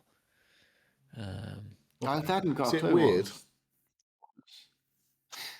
I can do weird, maybe. Yeah, I suppose I could do oddball too, but I don't know. No, I just wasn't getting any. I didn't get any great vibes from anybody on it yet. I want to have a go at it at some point, but yeah, I think you would probably like it more. I think. Well, I don't know. We'll see. Yeah, I think you might. It's just your sort of funny little thing that's quite irritating and annoying, but you persevere with things like that, don't you? So yeah. Okay, so right, I hope you're all sitting down because I have played a roguelike deck building RPG. Fucking hell. What? I was not expecting that. I was not expecting deck building in there. It's all deck or building. It's roguelike. turn-based. It's turn-based deck building, die and start again game. Sounds familiar to me. 3 things I absolutely hate. I've played this fucking game for 9 hours now. Right. And I still don't know why I'm playing it. I even streamed it last week. And okay, but this is on Game Pass, is it? This is definitely on Game Pass. It looks kind of cool. You'd fucking love this, mate. This is Dark Souls. But, right, okay, this is what happens. You die at the start of the game. And it's basically that sounds like Dark Souls. Yeah. And you are taken to the Nether, or the in between, because you're not quite dead. And you're put into this just a little village. There's about 4 houses in this little sort of circle, and you click on them. And there's no one there. The houses are empty. So there's this little gateway, and you go, okay, right, all you can do is go through this gate, and you get spoken to by a sort of goat man character. Starts telling you that there's all this shit going on, and you need to kill this boss in this little area. So basically, it's procedural generated. Every time you die and start again, it changes. And the first thing you have to do is go and find this stone golem thing that you have to kill. So you walk along a little bit, and you go into this area that's a little bit sort of swampy, and you can see the map, and there's about 2 or 3 paths, different directions. And when you look at the map, in the pathways is enemies. It tells you on the map where they are, and you walk up to one of them depending on what way of the path you go, and all of a sudden you walk to where they are, and then you come to a scene. That's your encounter. So they're all separate, yes, like encounters, right? Yeah. Yes, right. separate encounters. You can click on them before you enter the encounter, and it roughly tells you what to expect is the what you're going to encounter. So you might just have one. First one, I think, is just one. And it's basically teaches you how to use the cards.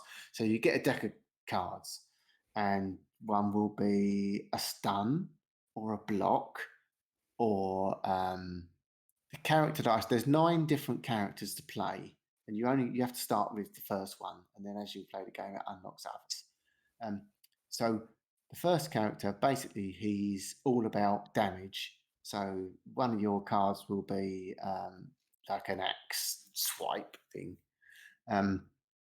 You start off with 5 or 6 cards, each card has a number, so it'd be 0, 1, 2, 3, 4, and each turn you get 3 points of attack. So if you use a card with 1, that's 1 point. So basically, a block would be a 1.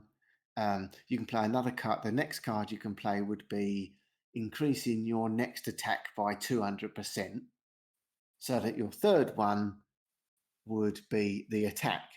Right. So your damage would be 200%, whatever the card or your weapon is using. So you have your go, and then he has his go, but you've used your block card, so he does no damage, and then you have another go. You don't have to use that block card. That's just, obviously, they teach you in the first go that's what it's probably a good idea to do that, because then you take no damage on his go, and then you get another go. So it's just showing you. So when you block generally that card, is it 100% block? Doesn't they will it? Yes, that one is 100% on that particular go. So you use those 3 cards, they disappear out of your deck. 3 more appear, and then you have another go. After they've had a go, obviously. Yes, yeah. Do you see them play cards as well then, when they have their go? You see them? No, they're just whacking you. Right. But they do tell you, if you click on them, what they're about to do. That's something they do in Slay the Spire as well, and it tells you what you're gonna. Slay the Spire. That's what every time I looked at a review or something, they said, "Oh, it's Slay the Spire," but apparently better. So then you defeat that. They give you a chance of choosing one of 3 new cards, and you also get like this ultimate that you can use, so you can boost that up, or choose like a buff that gives you like 2% of extra damage or whatever. So then you move to the next instance and do the same thing. Well, this time you've got 3 enemies fighting you. So obviously you can't use 3 blocks, because that will take up your 3 cards. So you have to then decide which of those 3 enemies. One might be a healer. One will be immune to a stun or a block. And then so you have to work out which ones to apply your cards to do the least damage to you or most damage to them to kill them and move on. That's basically what it is. I played it. I went round. The next one you come to, something's holding hostage a man at arms or man of war or whatever they're called. So you kill him, you can recruit the guy, take him, you send him back to your village, and next time you go back, when you die, he's selling you elixirs or better weapons, or depending on the villagers that you save. So I've saved this woman that gives me better potions for health. I've saved a bloke that can upgrade my armor or my weapons, blah, blah, blah. So that's how it works. So you have to... I went, after a couple of instances, you can walk past these people. You don't have to engage with them. And I got to the end, to the main boss, and I obviously hadn't built my deck. Yeah, that's the thing. You need to do the encounters to get more cards. Yeah, and he fucking just wiped me out in, one hit. So then you sent back to the start. You do keep your leveling up, but basically you start again. And the next time you walk in, it's all changed. The boss is in a different area. These things are in a different area. And you start again, but you're a little bit better equipped. So the second time I did it, I killed the boss. Do you get to keep any of the cards? You keep the cards. Right, okay. And obviously, the better powered up you do, you get better cards. I didn't work out where the cards were. It's a bit like bloody Back 4 Blood. When you first play, you don't know where the fucking cards are. You don't know how to rearrange the cards to select them in order or whatever. So I didn't get to deep into it to work out what which cards to take with me, or or which cards to deploy for certain run-throughs. There's a lot of there's so much little thing buffs and little debuffs and all this little stuff that but the thing about these things, and I've had the same thing with Inscription, is it's not been so much about there's so many little things there, and it's not, I think what I found with Inscription now is I hit a stride, and I'll talk about it in a minute. But it's not that it's above your head; it's just the fact you got to fucking learn it, right? You just got to learn it. There's so much shit to learn in these games, and I think I get a little bit put off by a lot of games. I forget that some games require you to sit down and study. You can't get away with not putting the time in, right? Yeah, I mean, there's this thing called they give you these torches. They're called weird torches, and I only found out after I played it for 8 hours that you can collect these torches and you can stack them into your inventory. Turns out the more torches you carry, because you get this card that every now and then comes in to fuck you up. You have to play, there's two things. It will say, "Oh, play this card now," and obviously it takes one of your goes. Play this card now, and you will lose 50% of your armor. Or don't play it now, but next time you will lose something else. But I didn't realize that this card that you're given, like a corruption card, the more of this torch shit that you carry in, the more you carry, the less. So it's like it weakens the effect of the card. Yes. Right. And you could, if you're fully maxed out with this torch shit, you could actually get an advantage to the card rather than fucking you up.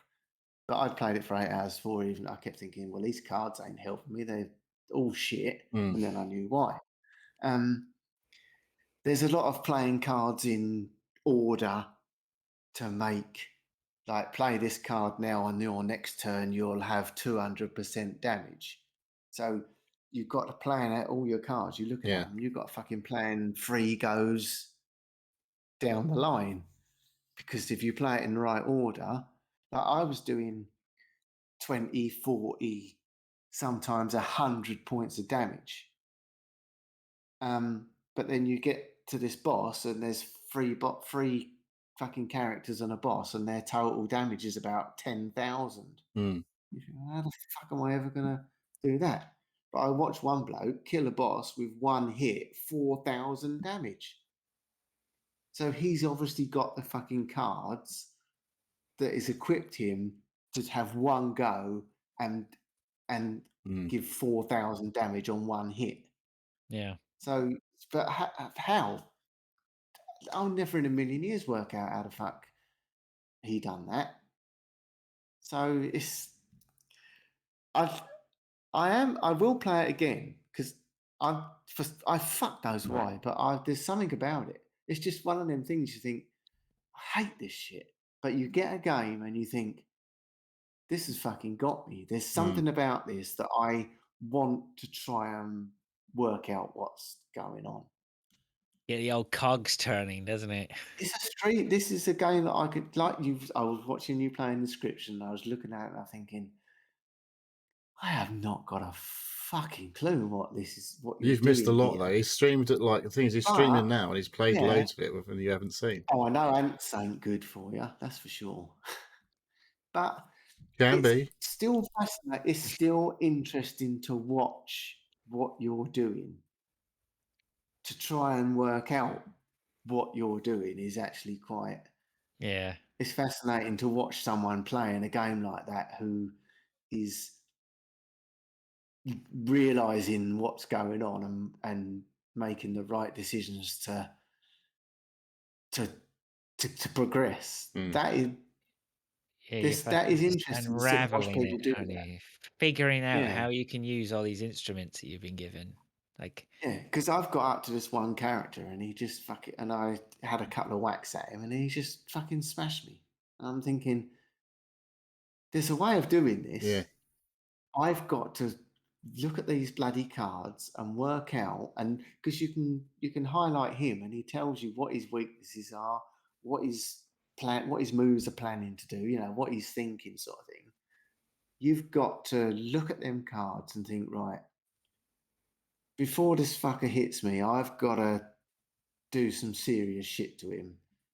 But I know I can't stun him because he's immune to it. And I know he's got massive armor, but he hasn't got much health. So you've got to get a combination of 2 or 3 attempts at it. And you've got to knock him down to this before, and then you've got to debuff that. And it's just... people work. I'm not clever enough to work that shit out, so I won't be playing a massive amount of it. But I'll have another little dabble just to try and see how I get. Yeah. It'd be nice to have a try. It'd be good to have a play on that. Think, I'm not playing that. But this one, for some reason, I just don't know. It's just the characters are interesting. The game looks nice. It's all there. It's all there and polished, and it's whether I can work out what I've got to fucking do to get to progress. It's not just like Dark Souls is. I know it's not quite, or Elden Ring is not. When I'm watching you play it, all I see is you rolling round and round and round, and then hitting the fucker in the back, and then rolling some more. But I know it's not. That's not all it is. All right, he's laughing now. That is all it is. But it's like knowing when to roll and when to hit is the thing. See, that the skill in that is the timing. Yeah. Knowing what he's going to do and when he's going to do it and when to hit him. But these card games, you have got to fucking... if you don't look at every little detail, you won't get anywhere, will you? You have to think, right? You have to think. So, it's... So it's a good enough... yeah, I don't know. So I don't ever remember seeing this come up, but it is on PC Game Pass, and I don't know how I've never seen it. It's only come on this week. Yeah, it's not showed up as one of the new ones for me this week on my app or anything. So, how is it with the controller, Pilch? There is. Oh, yeah, it's fine. Yeah, controller's fine because there's not a lot of movement to it. Right. And it's just basically you're using as a mouse. You're using your left stick as a mouse, and you just click and... yeah, see, I would think it'd be better on a PC because you literally are using just a mouse, and it'd be a lot easier. No, it is. There's also a proper... This is called Conquest, which is basically there's not a lot of RPG in. Right. It's all card game, but apparently there is another version that is the RPG version of it that's not turn-based card playing. Right. So there's 2 versions apparently. One is more of an RPG, and one is this. Right. It's still called Tainted Grail, but it's Tainted Grail. Right. Okay. Yeah, I might check that out. That looks pretty cool. Yeah. Likewise. All right. Okay. Yeah, so that's pretty much me done. Yeah, that's a good one for finish on because it really is similar. Before we go and talk about that, I just remembered I played that Dicey Dungeons because that's related. Oh yeah, that's a similar type of game. Have you played that, Bilch? I did play it for. It's a much more simple version of that game. Let's put it that way. Yeah. If I look, I think you'll find I played it for 20 minutes or so. Yeah, it was too simple. Yeah, it was quite basic. Not that it was easy, but it was mechanically not particularly complicated. Yeah, it does get a little bit of like you can upgrade some of the things and stuff in that. That was interesting, but yeah, it's not got quite the depth of anything the others what we've been talking about. Phrase, have you played Back 4 Blood since we last played? No, or are you waiting for me? Probably not. Probably not. There's a DLC with new characters and new modes and shit. That's why there was a massive update this week. Yeah, I'll probably check that out. I got to see how much it is. I'm hoping they haven't messed it up. I know there's extra levels. Oh, I didn't say I'm on the last act, by the way. Oh yeah. I'm on Act 4. There's only one thing on Act 4, is there? Yeah. Oh. Are you still firing it up regularly? Yeah, I've been trying to do Act 4 with randos, and it is fucking brutal. Oh, okay. There's it's only one act, but there's different stages to it. You know, you have to you beat him down, and then he disappears. Then you jump down a hole, and then he appears again, and this won't let me. Just keeps fucking coming back and coming back and coming back. It's brutal. It's fucking horrendous. What about that level at the church where we got royally fucked over? Oh yeah, where you've got the two bruisers or whatever they are, and the closed circle. How did you get on with that? Well, how did we get past that? All I know is I started Act 3 with 3 guys, and we done the whole of Act 3 in one go. Oh, okay. One of them was fucking. He was carrying us for sure. Really? Was he popping But off? I'd already attempted to do. It gets good. That level, Act 3, them levels are some of the best. Not as good as the jukebox, but there's some really good bits in that level, Right. Act 3. Really good. Yeah. Just mental action. I need to be enticed back into it. But the final act of Act 3 was hard, but nothing compared. I think I tried to do that about 20 times. Act 3, the final bit, and because you get them, you know, them ogres. There's like 5 ogres on the final part of Act 3. Yeah. You kill one, and another one comes, and then another one comes, and another one comes. It's hard, but nowhere near what this last act is. Okay. I don't know how.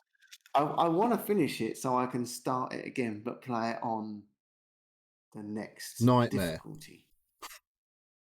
The only trouble is it's got friendly fire. It's probably not good. No, it's definitely not good the way I keep turning around to think I'm getting hit by a zombie and it's one of you lot fucking shooting me usually. But I still love it though. I haven't fired it up since they done the update. I hope they haven't messed it up. I hope it's not all going to be turned into free to play. I assume the new characters are massively overpowered to make people want to go and buy the DLC. Yeah, but it's 30. I think it's 31, 32 quid. That's for the past, though, is it? Right. This is the worst thing. We don't own the game, do we? No. So if you buy that DLC, and they've been off, doesn't go and it comes out of Game Pass. They take it off of Game Pass. You're fucked. Yeah. You've got to buy the game. I don't think they'll take it off. I think it's going to be free to play. It'll be free to play. I think it's going to go free to play. Then you have to buy the characters and shit, an extra. Once they've got it fleshed out and all the bugs ironed out, and they're really where they are, they just announce it free to play for everyone, and then they'll get a massive boost. I will be playing that tomorrow at about 2 o'clock-ish. If you want to, that'd be what's that 10 o'clock for you, Fraser? Yeah, I might be up for that. You want to jump on for a couple of hours? Yeah, it could be good for that for sure. Okay. Well, I've been playing Inscription. Oh, I forgot it's your go. Thought we'd done. Much to Neil's. Well, this was why I wanted to follow that Tainted Grail, because it's very similar, I think, with this thing. You know, it's that it's this card battle or whatever, and there's so much to learn. And I think I said it before last week. I've made a massive mistake with this, and I partially put the blame onto Neil.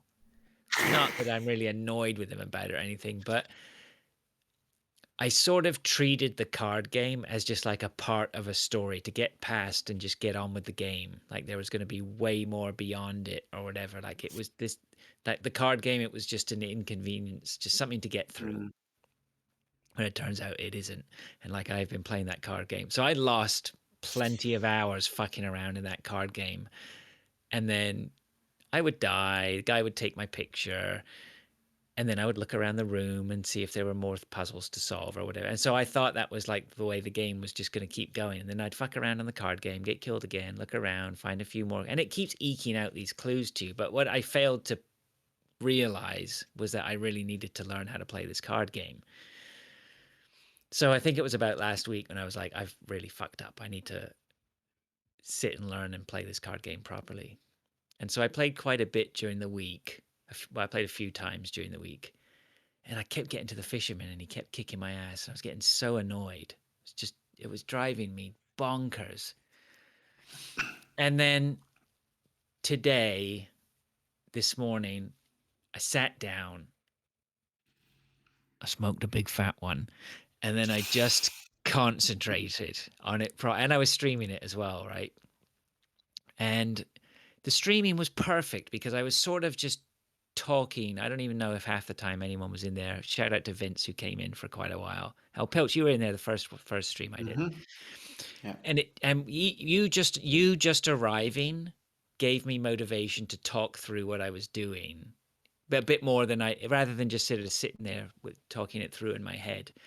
And the more I talked about what I was doing, the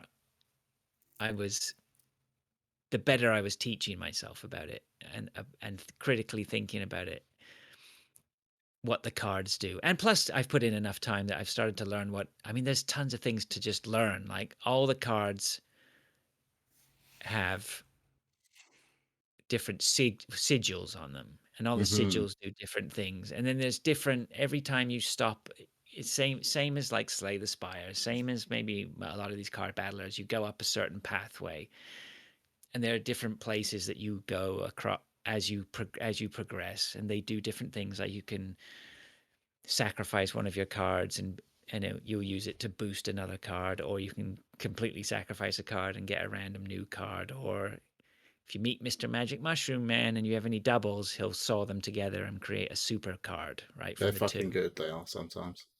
And yeah, and you know what? I never fucking used the Mushroom Man, right? Until today. Until I just suddenly went, shit, of course. And so everything started falling into place. You know, I started to really concentrate on what cards I was doing.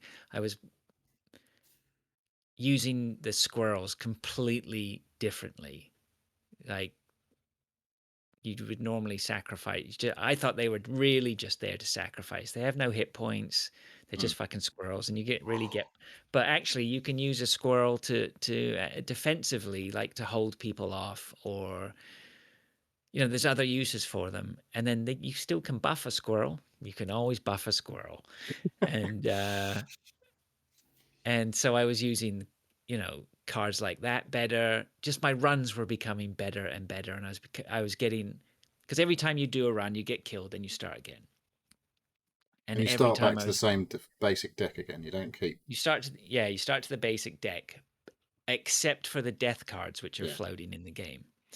And so I started paying more attention to the death cards, because somewhere along the line he'll go, so when you die, he basically goes, pick a random card, that's what the hit points are going to be. Pick a random card, that's what the sigil is going to be. Pick a random card, and that's what your health is going to be. Oh, and we'll take a picture, cost, and you can.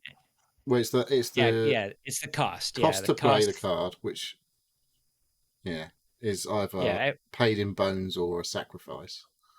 Right. It's like the same as Pilch was saying. Like you have a certain amount of action point. Cards cost money to play. But the long and short, sacrifices usually. Yeah, I mean it's a little more complicated, and I don't think we'll go into the details of how the mechanics work, but it just all started falling into place, right? I was just like, holy fuck, I'm using those completely wrong. I can see now what is coming to get me, because all the time you're balancing profit and loss. Like how much is he going to hit? Because there's a scale, right? Yeah. And every time you hit him for 4 teeth go on the scale towards him. If he hits you for 3 go on your scale, and it tips back up towards you. And at a certain tipping point, either way, is when the match is over. So you're constantly battling this. How many points is going to be flying around? What can I, where are my points best spent here to try and block this or block that? It's just fucking brilliant. Just brilliant. Today, honestly, some of the best hours of gaming I have had, as it all started to fall into place. Like, and then that last run I had, like, I was so fucking powerful. Like, I built a complete deck almost full of skulls, right? So if anybody was coming to threaten me, I could throw one of those in front of them. And I did lose one fight somewhere along the line where just randomly I just couldn't get on top of the fight at all. So I just got overwhelmed straight from the off. But a lot of the fights, I just felt like I was controlling it, and I was starting to look at the deck as in the columns, right? Starting to understand how things were coming down to get me or were going to move across. It just all fell into place, Neil, and it was just this. The clouds parted and the angels sang, and they all had your face, and they were going, "Oh, Fraser!" You get it? And the thing is, right? Every time you die, you have the guy takes the picture of you, you build the card, and then he lets you name it, right? And so sooner or later, right? So sooner or later, you can name you get a chance to. There's a place you can land where he gives you an opportunity to put one of the previous death cards in your pack. Because I never could really figure out the death cards, and then it was like, oh shit, there's the death card that says Dad on it, right? Oh yeah, there. I made that a few runs ago. Anyway, I made a really good death card, and I was like, fuck it, I'm gonna call it Neil, right? So I just called it Neil in honor of Mr. Inscription. Lo and behold, man, final game, Neil comes out of my deck, right? You can go check out the Twitch stream. It's basically you and Jimmy Two Forks. No, what was his name? Jimmy Two somethings or two. I can't remember. Jimmy Two somethings or other. Well, anyway, he's my other great death card. The two of you on the last final boss were just unstoppable, right? It was just. Yeah, and the irony that the you as a card were like the final. I love that. I'm gonna have to watch it now. So maybe we'll upload this one to YouTube. Well, here's the thing. So I finished all that card battling, and then it goes off and becomes fucking Pony Island mental, right? And now it's put me in this other part of the game. So are you in Act 2 now? Is that what you're saying? I guess I'm in Act 2 now. Yeah, I'm now in that 16-bit game. Right? I don't know. That's where I am. And so that came on. I was like, fuck's sake, I don't know if I can really be bothered with this anymore. I feel like I want to ditch it now. But I will go back and check that out. I'm assuming that I should keep going, right? Well, there's the other stuff that happens, like the story stuff that happens is fucking batshit. So I think it's totally worth getting through. Right. Because it does change to an extent that you're like, what the fuck? All that stuff I've just learned has basically just gone out the fucking window. Right. Yeah. But has it?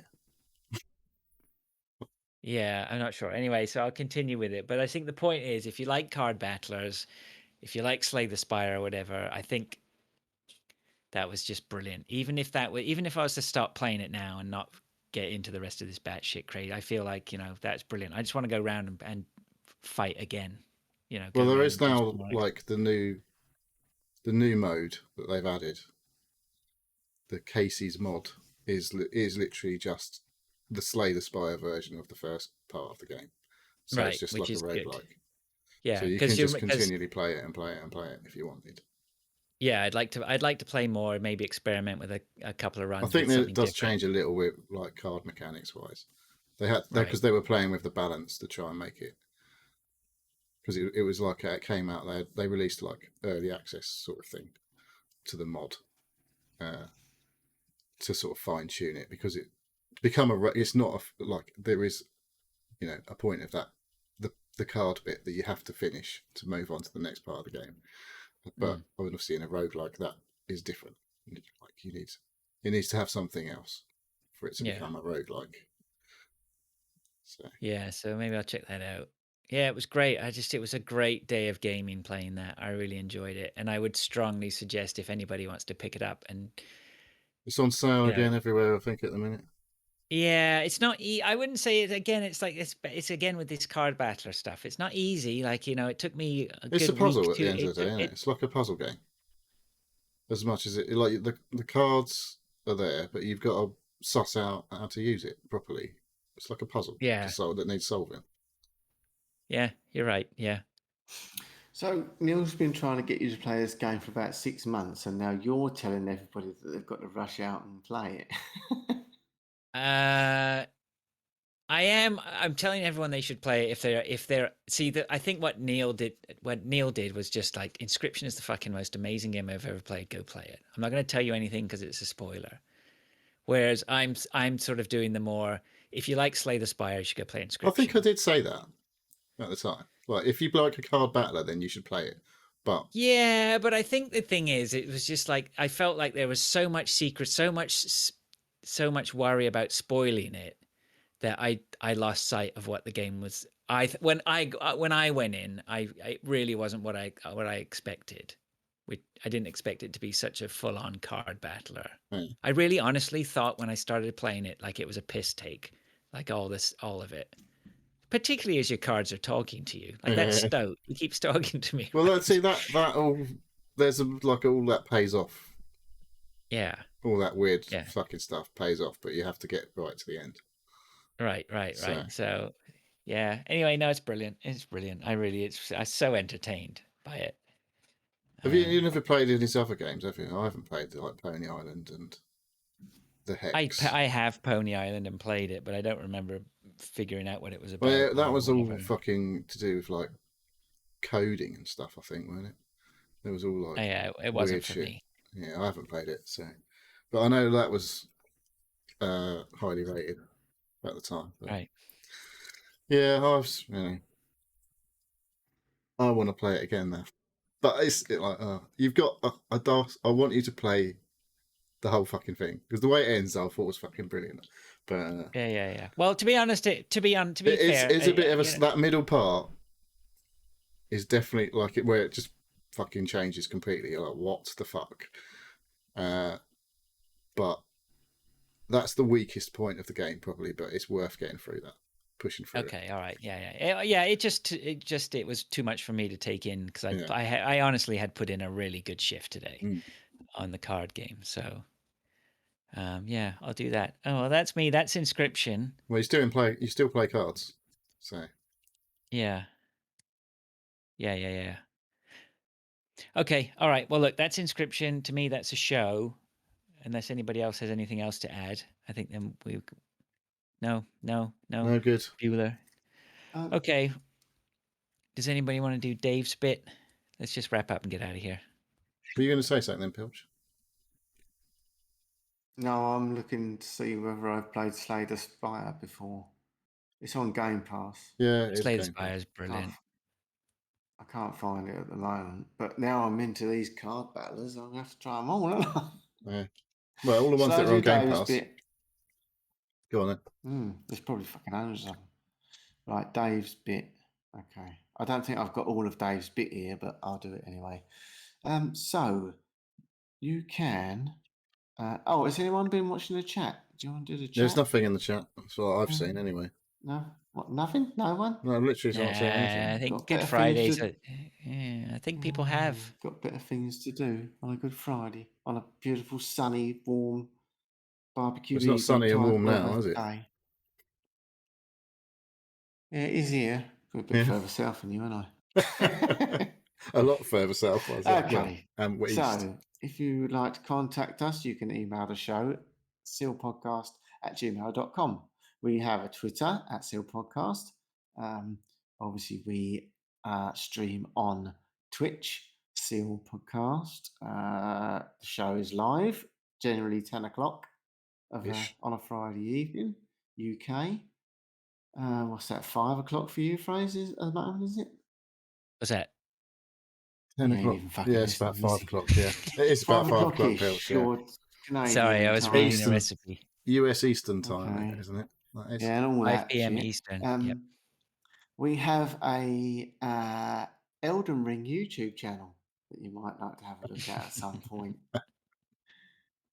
Discord, the Seal Podcast. Come and join us. There is a link on top of somewhere. I don't know where the link is. It's pinned tweet on a profile. a pinned tweet on. I do occasionally retweet it or the Discord. Okay. So come and join the fun. Thank you all for listening, watching, or however you are digesting this content. I think that's it. Is that enough? That's it. I think that's it. You've done well. Brilliant, mate. Brilliant. Okay. Okay. All right. See you later then. Cheers. Later. See you later.